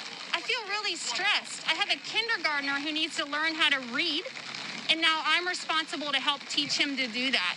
I'm afraid that he's not going to get the foundations that he needs to be successful as he moves forward.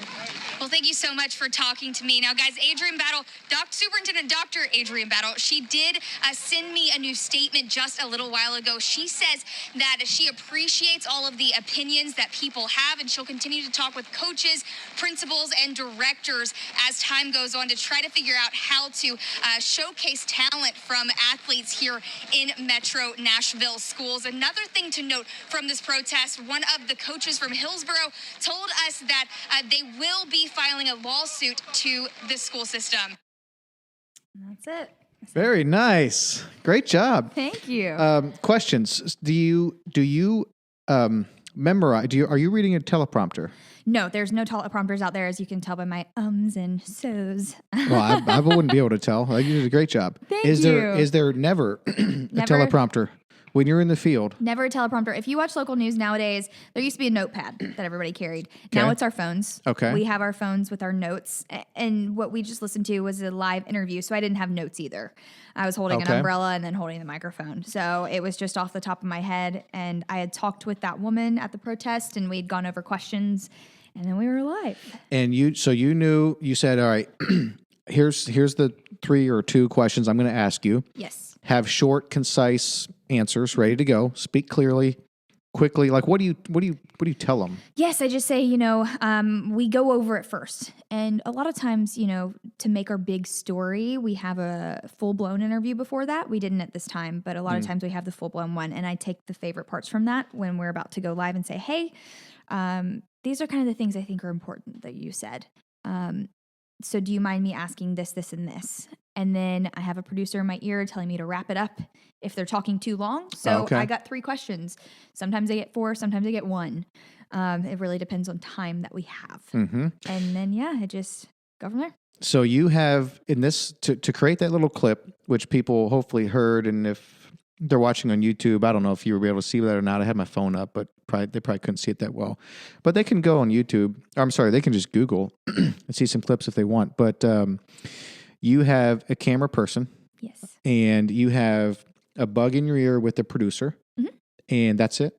That's it. Is there 2 camera people or just one? Just one person. You're connected with a photographer in the morning, and you're spending all day together in a car. Okay. Most of the time. Okay. And you have, on all of your interviews, you're going to have the producer in your ear? If it's live interviews, yes. Interesting. And they are just helping you keep this train on track, keep it as concise as it needs to be? Yes. They're the producer for the entire show. So they're not just for that segment. They allotted this amount of time. So for that, maybe 2 minutes of their show for my segment. And so they're going to keep me on that train. So, the last story of the day can still be the last story of the day, and they don't have to take it out because of time. Okay. Who comes up with the questions? Do you, or does the producer say, here's what you need to ask that lady?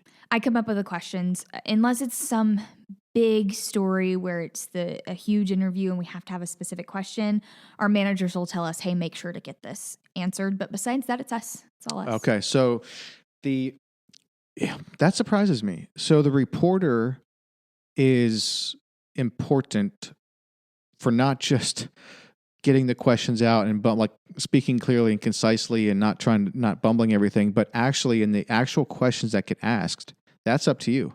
I would say most of our responsibility is the actual information that we get out to the audience. It's not, if you look at that, my hair wasn't all the way done because it was raining, and I just really didn't have time to look amazing that day because of the time restraints of the protest and everything.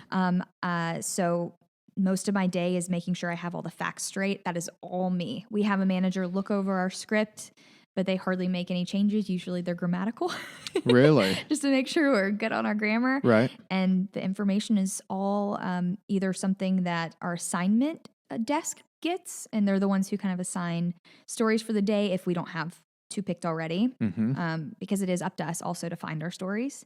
Oh, wow. So for that one, I had been talking to a school board member about all of the stuff, and she told me about that protest. So that's how we got there. Interesting. All right. So I want to come back to you finding your stories, but let me ask you, is the way you talk when you're reporting in that 1 minute is different than how you're talking now?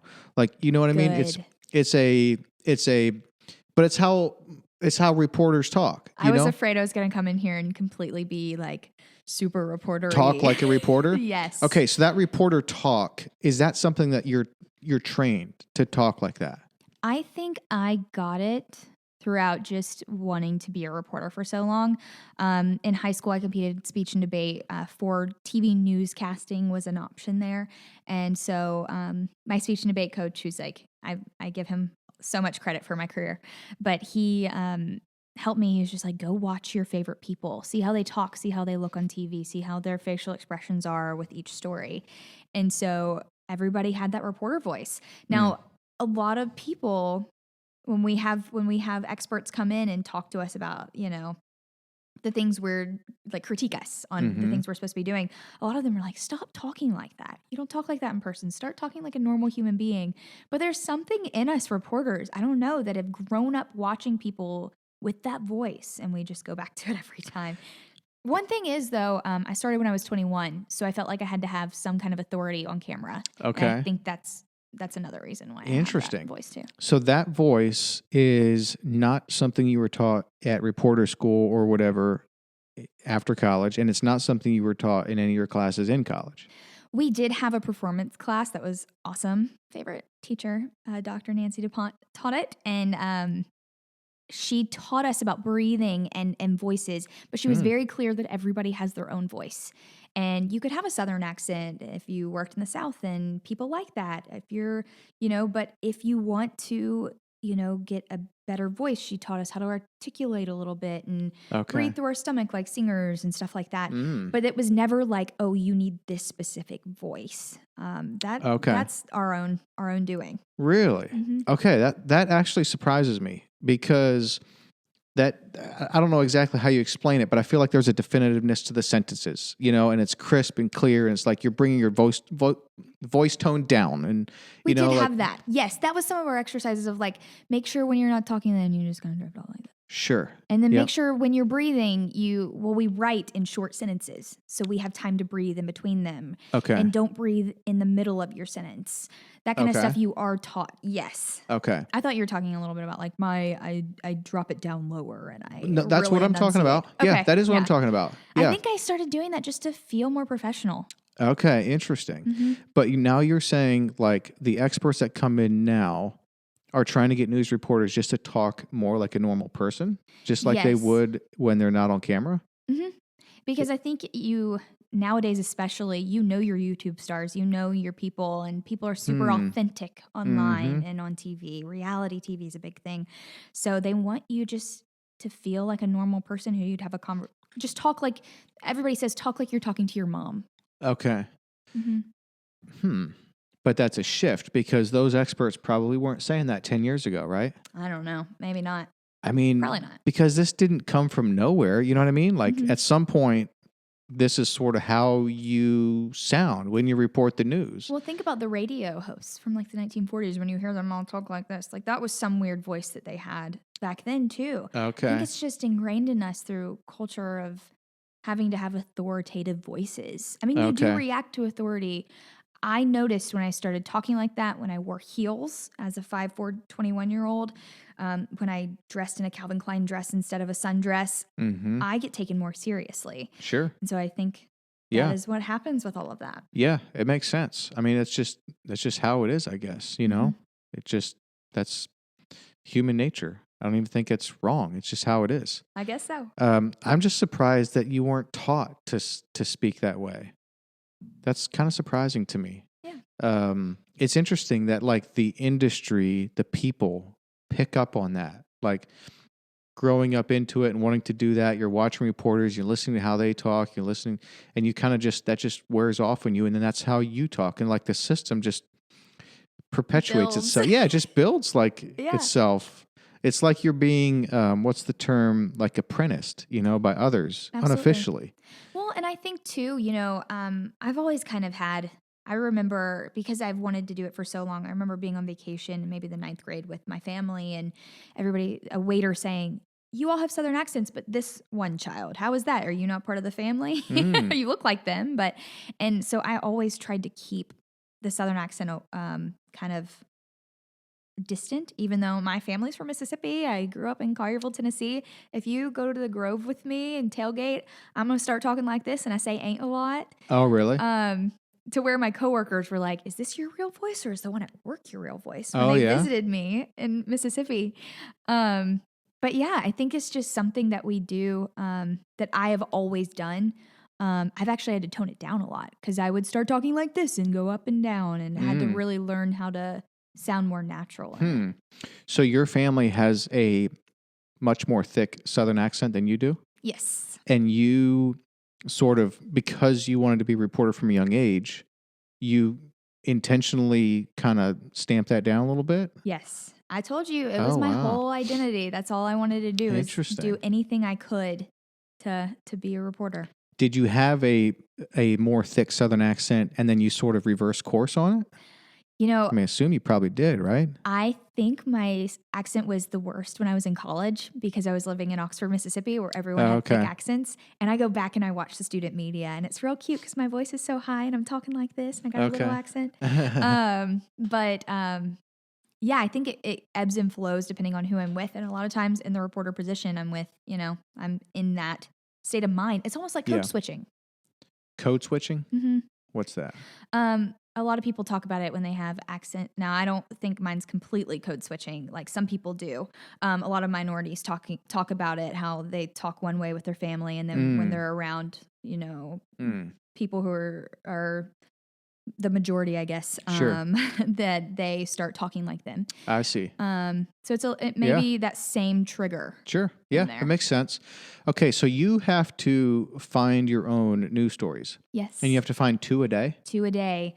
I was just talking on my last day. I was talking with somebody from Channel 2. I was like, "How many hours do you think of your life have you spent not getting paid for looking for stories? Because that's our whole life, is just talking with people and trying to figure out what's next for the next day. Sure.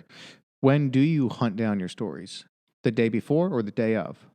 For me, it really depends. I was a morning reporter for a while, which meant I didn't have to do that as much. A lot of times when you're a morning reporter, what happened overnight is what you report on. Okay. And so a lot of times I will do it. I'll try to get a couple of them throughout the week, depending on how timely they are on the day before I go to work. So I've been working Tuesdays and Wednesdays have been my off days. So that Wednesday, I'll try to get in bed earlier, and then I'll spend 2 hours looking for stories that I can sprinkle throughout the week. And then some days I wake up in a cold sweat at 5:30 in the morning because I do not have stories together, and I start there. Sometimes I'll find them in an hour. Sometimes I'll keep on looking until 9:30 when the morning meeting is. Okay. So it's just all hours of the day. Where are you looking? A lot of times I look on social media. I will say there's a Okay. lot of those hip groups, and you can find a lot of what's going on in different communities there. Mm-hmm. And then I look through, I go to Google News and I see what the national stories are, see if we can localize any of them. Mm-hmm. So, it really depends on USA Today, New York Times, all that stuff, just to figure out what the hot topics are. Mm-hmm. I also talk to a lot of sources. So the interview you saw there was a protest with a school board member. So I email a lot of people, hey, anything you've got going on today, or this week or this month, you can tell me about. And then emails. A lot of people email news stations, and I love that, and you should all continue to do it. Even if you don't think it's news, it might be. Oh, interesting. So our newsroom email usually goes to everybody, I guess. And so you just find out what's happening. Someone might be putting on a protest for virtual school, and someone who's maybe putting on that protest or someone involved in the protest might be like, oh, let's email the news station and let them know that we're doing this. Yes. Or if you know a local news person, or, you follow your favorite people, right? And so people have their favorites in local news too, and we'll get Facebook messages. Yeah. Okay. So your job is essentially to find two relevant, helpful, interesting bits of news that the community would want to hear about, should hear about, would be interested in hearing about, will help inform them. And you find those topics, and then you figure out where you're going to go to report on them. Like presumably a lot of times, like there's something happening if you're going to go out to report on it, right? Like that protest. But is there ever something that you report on that's like, there's not people gathered anywhere, so you just report on it from the station or something like that? Absolutely. That's a majority of our stories is like that. Oh, really? Yes. Oh, okay. So, before that protest, I had probably done 2 other stories similar to that. And it was just parents are concerned. You see people on these Facebook groups saying, help, I'm a full-time employee that's working from home right now, also having to be a teacher, and I am struggling. And then you just, okay, that could potentially be a story. Let's see if other people are thinking that way. Yep. And then you see other people are doing it. I'm in church and I'm talking to my discipleship group leader, and she's like, oh man, it's just been so difficult that this is happening. Okay, now I've talked to a real person and it seems more real. Could this be an issue? Yep. And then from there you go on and there's a great group called Propel. It's a bunch of parents who just are very active in the community trying to make sure that their kids in metro schools get a great education. And so I always am talking to them, hey, is this an issue? Absolutely. I have somebody who would love to talk about that. Yeah. And then from there, we get our interviews. Interesting. So let's just take your last job, for example. When did you go into work? Did you have kind of a normal, a set hour, semi-normal? Yes. Well, I came in as a morning reporter, and so I worked from 3 a.m. until 11 a.m. Okay. But of course, I would always say if I set up lunch with my husband, probably noon, but maybe 2. If breaking news happens, I'll keep you posted. Okay, gotcha. So there's always a chance for, and we always got paid for overtime, so it was always great. Okay. But so we would have pretty normal 8 hours. It's not like we would go in for 3 and then 3 more and 3 more. But now I worked as dayside for the past like 6 months. And so I was about 9:30 to 5:30, 6:30. Okay. And you were dayside when you reported on that? Yes. On that news or event. So if you have, so that was one of your stories you reported on that day, I assume. And then there was another one. Do you remember what that other one was that particular day? I do not. Okay. But I know it was a Zoom interview because I didn't have time. Okay. Yeah. Okay. Which has been great, by the way. Like with COVID, we're able to do Zoom interviews, which means we're able to reach people that we may not have had time for before. Sure. Yep. Do you have trouble with people letting you talk to them, letting you in on the information? Do you get a lot of pushback? People just don't want to take the time for it? Or is it like, hey, you're Shelby with, is it Wsmv? Mm-hmm. And everyone's like, oh, like, awesome. Like, I'd love to, come. I'd love to talk to you. Like, do you have trouble getting stories because people don't want to talk? It truly depends on the person. But yes, absolutely. I think a lot of people are apprehensive. A lot of people see some crazy things on news that happens because it's live sometimes. People like coming in on news reports and stuff. But I just, whenever that does happen, I respect people's decisions. So there's a lot of times where I don't get the interview. But I do follow up with, hey, by the way, I want you to go look at my stories if you don't mind. I am a human being. I live here in Nashville. I never want to, make up something. This is about getting, usually when there's a story, it's something that viewers need to know. I mean, that is our thing. We are working for our viewers. So I just say, I think this is important for people to know for this reason. And a lot of times, not every time, but a lot of times people come back and say, you're right, I'll do it. Okay. Interesting. How would you define the goal of a local news station, or even news at all, I guess? But if we want to kind of keep it to what you're familiar with, which is local news, is it Excuse me.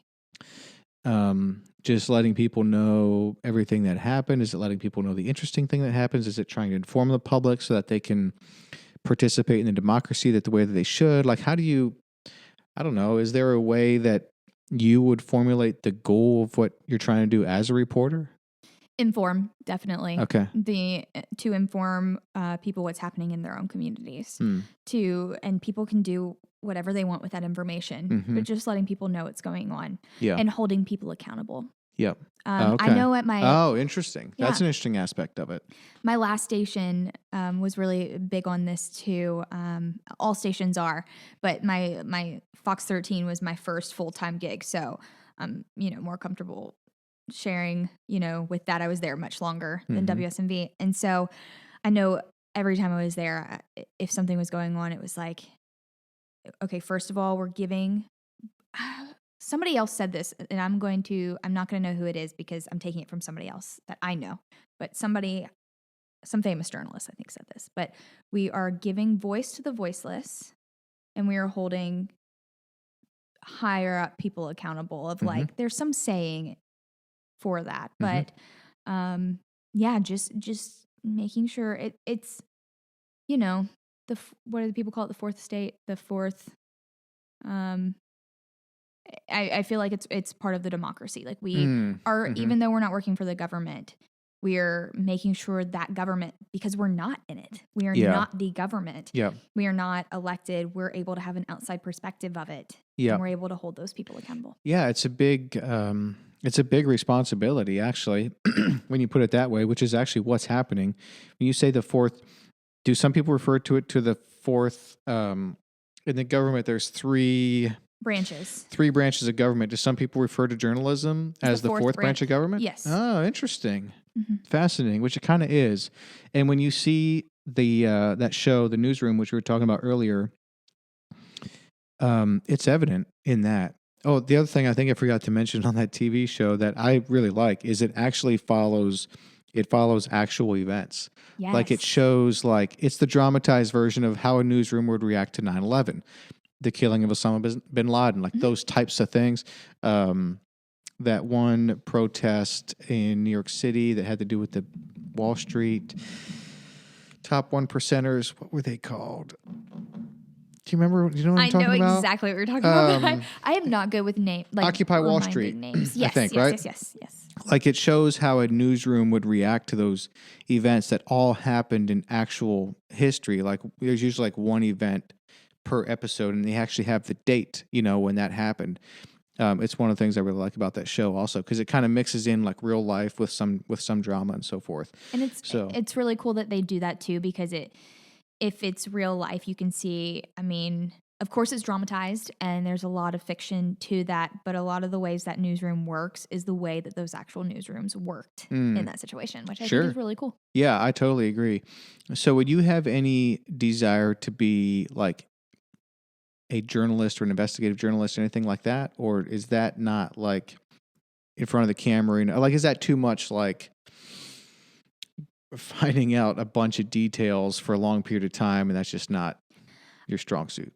That is something that I've learned about myself in the past couple of years. Oh my goodness, if you watch Jeremy Finley's stuff, one of our investigative reporters for WSMV, I'm saying R. I don't feel like I've left yet.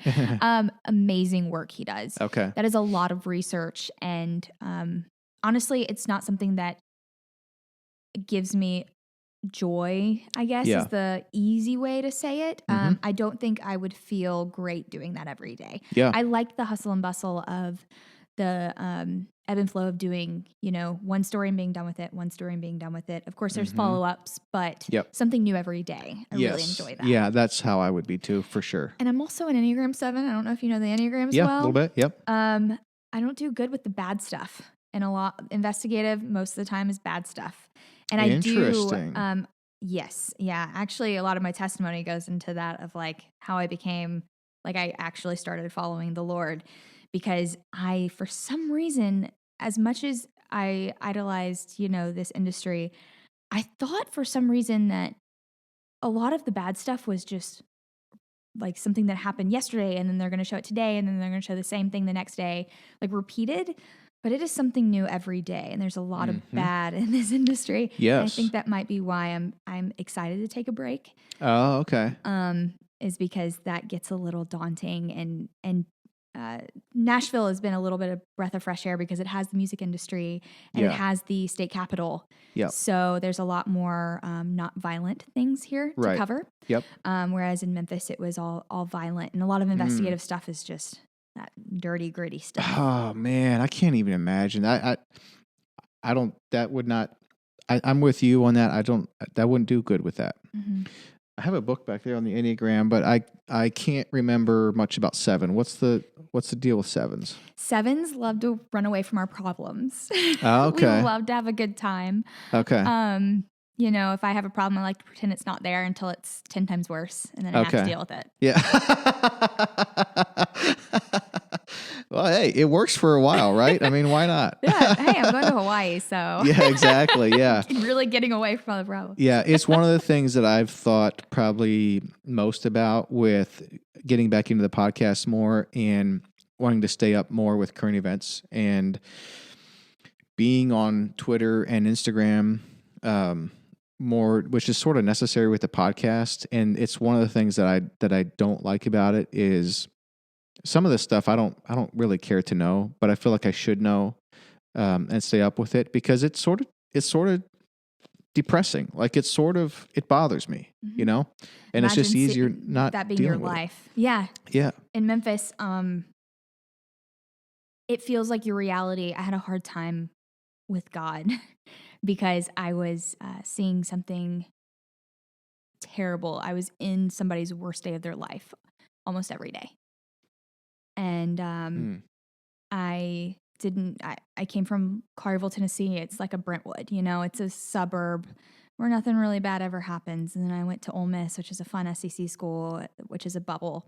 So I've always been in a bubble. And then at 21, I was seeing, the bodies I've seen, not to get really, well, it's going to get dark, I'm sorry. Mm-hmm. But the teenagers I've seen shot and killed, just sitting there, out there, is insane. And they're, younger than me, and I'm this little kid who doesn't know how to deal with grief. Mm-hmm. And it can get pretty brutal out there when you're literally getting a phone call every single day to go to the worst thing that's happening in your city. Every day. And you would see, you were a reporter at the time, Yes. and you would sometimes go to report on a scene and see dead bodies. Yes. Oh man. Thank goodness for crime scene tape. My dad's a firefighter. Gave me so much more respect for him because he's across that crime scene tape. Actually in there, trying to save those people. By the time I get there, they're either, getting saved or they're, it's already happened. But it was hard it's still hard to deal with. Of course. So they wouldn't let the reporters inside the tape. Yes. Okay, Which it's hilarious. The movies you see where people are like, the reporters are sneaking through the crime scene tape to try to get the scoop. That crime scene tape is up and I'm not going past that thing. That is for my own safety too. Oh, really? You don't care to get in there. No. So when that's your job and you're doing those stories and they pop up multiple times per week and how you said that is interesting. You're getting in people's worst day of their lives. Like you are experiencing people's worst day of their lives almost every day of your job. And not only that, I'm pressured to get them on TV and I'm pressured to get more information from them than the competitor right next to me. And that line that I had to learn to figure out of where that line is of where me personally, I will not go no matter what people say. Yeah. You won't push a grieving loved one, friend, or family member farther than they should be pushed. Absolutely. From a reasonable standpoint. Farther than, yes. Yeah. Yeah. Do some reporters push harder than they should and they're just being, being brutal and trying to get the story? I think there are a lot of different people in the world, and unfortunately, yes, I don't know what's going on, and I don't know a lot of them. Thank goodness. Thank goodness. 99.9% of the reporters I know feel exactly the same way I do. But there are those people who are kind of, I think, thinking of their own personal gain. Sure. Yeah, and pushing people and asking, it makes total sense. I mean, there's definitely that's a great motivation. Story, and you're going to get the most viewers if you have that one interview. But right. What is the risk there of somebody's life? Yeah, certainly. And so experiencing that caused you to essentially question God's goodness? So, I thought I was a Christian, and I went to a wonderful church growing up, have a wonderful Christian family, but I, maybe because I'm ADD and I only like to listen to what I like to listen to, but there were a lot of blank spaces about God. I wasn't reading the Bible as I should. I only knew as much as I wanted to know about him and about what he thought of me and how I should act. So, I graduated a year before I left school. I had a couple classes, but I left school a year before all of my other friends, 3 years, got top 50 market job, which is almost unheard of starting out. And I was also in my hometown. So I had a lot of pride there. Okay. I was on TV. In a city where people knew you and you had family and friends and you're fresh out of college and you got out of college early and the popular people from high school at the bar were coming up to me and telling me they saw me on TV. Sure. And that is awesome. Yeah. But then, I actually go to work and I am the youngest person there, low man on the totem pole. It's not a small market, so they do not have time to teach me anything. I should already know everything, and I should already know how to deal with all of this stuff. Thank goodness I had some great managers who took notice and did help me. But for the most part, I mean, they didn't have time. They were running a top 50 market station. So I was also, hearing the mothers cry as they were finding out their son was killed and right over there. Oh, man. Yes. Yeah. Terrible highs and lows. Terrible highs and lows. And that can change a person, and it obviously did. I remember going to my dad. Thank goodness I lived with him, and so he could coach me through some of it. And I was like, Dad, I need to go to therapy. And I have been to therapy since. But his response was like, I think you need Jesus. And, I hadn't been going to church. I dabbled in college Christian organizations, but never dove in head first. And thankfully got connected to an awesome church through a friend. She heard the pastor speak at her school. She was getting her dental hygiene course done in Memphis. And so I went there and I just kept on going and I kept on going and I kept on going. Okay. And they taught me the Bible and taught me what it looks like, what God actually looks like in these positions. And you know, I also started reading the Bible. I was off Sunday, Mondays. So what socializing did I have? So I did a lot of reading the Bible. Yeah. Which was funny because at the same time I was also working nights. So I was getting off at 10 or 11. So I was going to Beale Street and drinking. Okay. And having a good time on Fridays and Saturdays. And then on Sundays and Mondays were my days off and I was getting in the Bible. And so eventually that shifted. The Bible won. Okay. Yeah. But God really just showed me slowly, and he's still showing me who he is and changed me forever, showing that these bad things are going to happen in the world.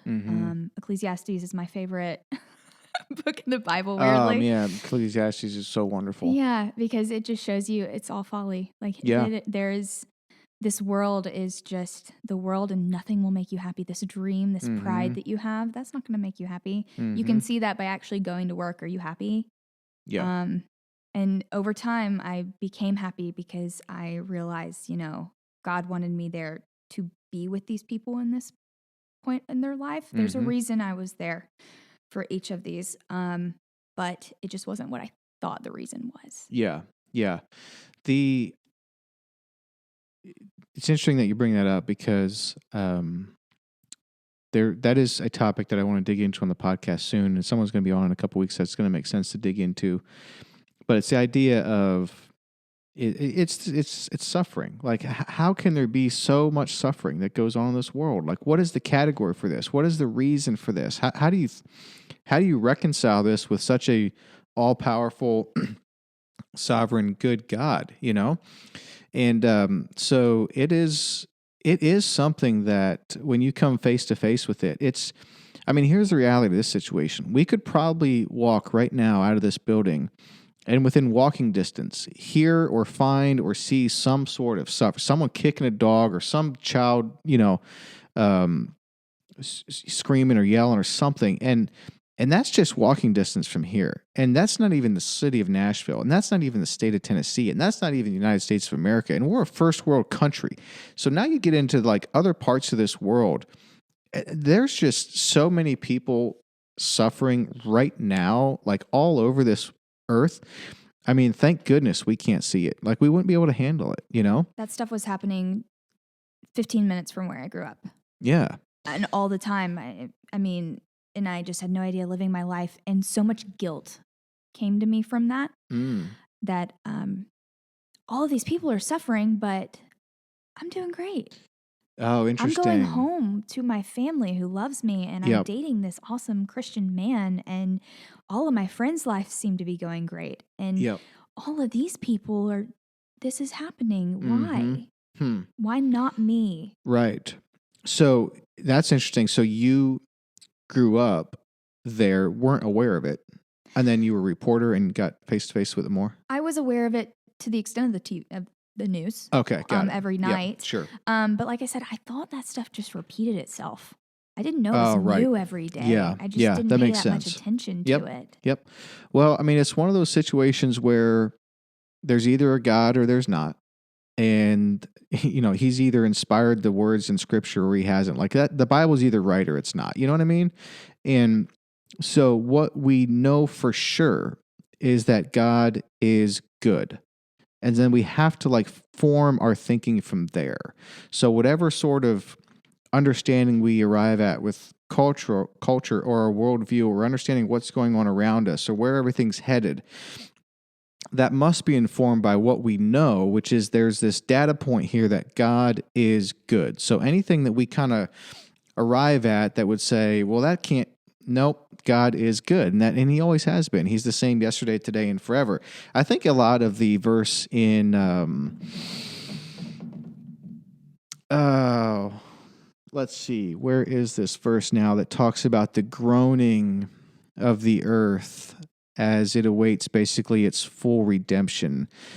I want to say 1 Corinthians somewhere. I'm not sure. But it's the idea that basically like sin and suffering and the earth is groaning now because it's almost like it knows that it's not right yet. You know what I mean? Absolutely. Yeah. One day it will be. The Lord will come back and we'll have the new heavens and the new earth. But we're in this period of time right now where that's not the case yet. It should be the case. It will be the case. And then it's eternity. But there's this groaning, this waiting, this dealing with suffering and sin. And yes, like God, even now, thankfully, God is working redemption in all things, you know, but there's still like we're caught in between in this time. And there's just this groaning and longing for that day when everything's made new and perfect, you know. So that's just the time we're in now. Yeah. So thankfully, we have God who is with us and directing us, and in all situations, he's working in those situations for our good. I think that's the whole theme of our conversation, whether it's journalists or politics or, you know, the suffering of the world. Or it's just a fallen world. Yeah, it really is. But God is good all the time. Yeah, you're exactly right about that. Let me see what else I wanted to talk to you about, Shelby. Well, we have you. Thanks for making the time, by the way. Thanks I know for having me. you've got such a busy schedule until you move. I love this. I'm a huge podcast person. Oh yeah, this is cool. What are some of your favorite? Oh yeah. Oh well, thanks for being on. I appreciate it. I'm honored that you would come and stop by. What are some of your favorite podcasts? I love Annie F. Downs. That sounds fun. Oh podcast. Yeah. She's in Nashville, right? She is in Nashville. Do you know her? Can you get her on my podcast? No, but if I would be such a fangirl if I ever ran into her. Oh, she really? tweeted me one time. I asked her for coffee selections, and I'm like, "Come have coffee with me." Oh wow, nice. Yeah, she's an awesome person for people my age and just learning how to be a woman of God. Yeah. And Jen Hatmaker has a podcast for the love, I believe is what it's Jen called. Hatmaker. It sounds familiar. She's written a couple books. Okay. And she just interviews a bunch of awesome people. Oh, really? Mm-hmm. Okay. Does Annie Downs interview people too? Yes. Okay. Yeah. Yes, she does. That's I love listening to the interview and talking two different people together. Yeah, like me too. This. Yeah, same. Cool. I did want to ask you about some favorite people or stories like from your time on the job. I did see you got a photo with Garth Brooks, which is pretty cool. Hilarious photo. Were you interviewing him? So the photo is of him talking to me, and then Trisha Yearwood is behind me eating a banana laughing. Because I did not see her in the picture. Yeah, she's in the very back. I thought Garth was also eating a banana. He was too. Yes, they were both eating bananas. But we were at a Habitat for Humanity build project. Okay. How recent? Sorry to interrupt. It was last summer. Oh, end wow. Of last summer. So it was very early on in my career here in Nashville. Okay. And Jimmy Carter actually was the big person who was doing it. He does a lot of Habitat for Humanity projects, and he came in town. The president. Dang. Yes. He's still alive? He was then. Oh, has he since passed? Oh, Lord, I believe so. Oh, I cannot get this wrong. Let me make sure. Man, he must be elderly. No, he's still kicking. Okay. Yeah, he's 95. Wow. Yes. Wow, good for him. And he had fallen the day before, but he still came. I mean, he was awesome. He was awesome and was still helping everybody in building. Okay. 94. Wow. And so a bunch of famous people came out and helped him. Okay. And Garth and Trisha are big into Habitat for Humanity as well. Okay. And so it was one of those things where I knew they were there and there was no press availability for them at all. And Garth Brooks and Dolly Parton are my two people. Oh, really? Yes. Garth Brooks I can relate with. Garth Brooks. And Dolly's great too. I saw him in concert sitting on the very top a couple years back with my whole you've been to family. a Garth concert? Oh my gosh. I was sitting in the back corner where he was not even facing us most of the time. Okay. And it was still the best concert of my life. And I was all the way up nosebleeds to the wall at the very top. That's a concert I just need to go to at some point. It's a need. It's not a want. Yeah, I believe that. Yeah. And unanswered prayers, just like something that I actively say to people, like some of God's greatest gifts are unanswered prayers. It's true. Yeah. And so I was just fangirling the whole time, telling my photographer and like the security person with us the whole time, like, oh my gosh, Garth Brooks, oh my gosh, Garth Brooks. Yeah. And then I was just talking about the build. It was for our noon live show. I was talking about Jimmy Carter being there, showing everybody going to lunch. And then this was also when a lot of people were getting like photobombed on TV and like getting assaulted. Okay. And Yeah. so I was looking to my left and I get a tap on my shoulder to the right. I'm like, oh, some volunteer is in my live shot. Oh my gosh. And then I look up and it's Garth Brooks. And No way. He approached you? Mm-hmm. Oh, wow. And my voice goes from this reporter voice to, hi. And if you watch the video, you think I have no clue who this guy is. And I'm just like, but I was starstruck and didn't know. And I was also on television, so I didn't know how to deal with that. Yeah. And so my reaction was just to like, go to the clip. Just go to the clip. Like not even. What do you mean go to the clip? Just do your job? There was a SOT is what it's called, a soundbite that was Okay. supposed to play. Oh, okay. And right after, and I was supposed to toss to it. Oh, okay. But Garth Brooks was standing right here next to me, and he was like, he made some comment that was just like one of his songs of like, these people are angels, you know? And I was like, yeah, absolutely, absolutely. Okay, now Jimmy Carter, what he had to say, there you go, go. And then I just looked, and then you almost cut him off? I did cut him off. Oh, really? If you watch, I like did not continue the conversation. I was like, yeah, uh-huh. And he was trying to talk to me. Yeah. But my microphone was connected to me. I didn't know if anybody could hear him. Oh, right. I think the producers were as in shock as I was. And nobody was talking in my ear. And I was like, somebody talk to me. Yeah. And so I just let him go, and he started walking away afterwards. And I was like, Garth, I love you. You tell him that? Yes. Oh, really? I yelled over to him. Did you get back to him or no? No, he was gone? he was walking already. He had to get I to see. somewhere, and he Okay. just stopped because he's the most amazing guy. Wow, and that's wanted cool. to stop. Trisha was behind us laughing at him, as a wife would do, and yeah. I mean, I'll be honest. If I was reporting and I looked and Garth Brooks had tapped me on the shoulder and I turned around, there he was, I could see your reactions like go to the clip for sure. Absolutely. Yeah, particularly if you had a mic here and you didn't have one in your hand, that might have made the difference. You know what I mean? I kick myself. 50% of me is like, that's the most amazing moment of my life, and which is not. Yeah. I just got married. That's the most amazing part of my life. But the other half of me is like, wow, I could have done so much more with that. But that makes me feel better that you would do the same. Oh, I could just freaked totally out. see that. That was the reaction. Absolutely. How about, did you ever have just a complete flop? Like you tried to interview someone or whatnot and it just was not, it was clear immediately, this is not going to go anywhere. Shut this down as soon as possible. Absolutely. Absolutely. The one that comes to mind. So, the Gatlinburg fires that happened about 3 years ago. Unfortunately, a family from Memphis got caught in that, and the husband and wife passed away in the fire. And their 3 sons were in the burn unit for a while at Vanderbilt. Mm-hmm. And so they had to send somebody up here to cover all of that, and they sent me by myself.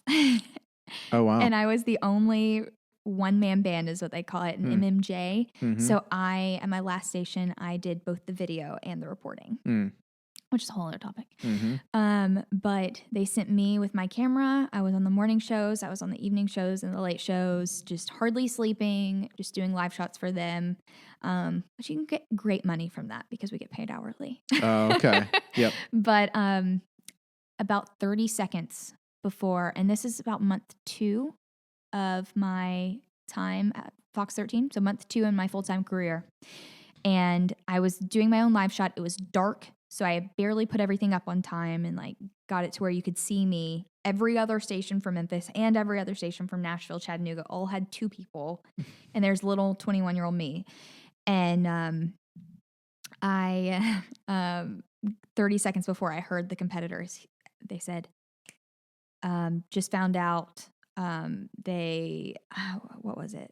Found their bodies or something like that. So confirmed they've passed. Mm-hmm. And I had 30 seconds till I was supposed to go on. I had to call really quickly my source at the time, and I got off the phone and they said stand by. And I had no script written. My script was all about how they're looking for them.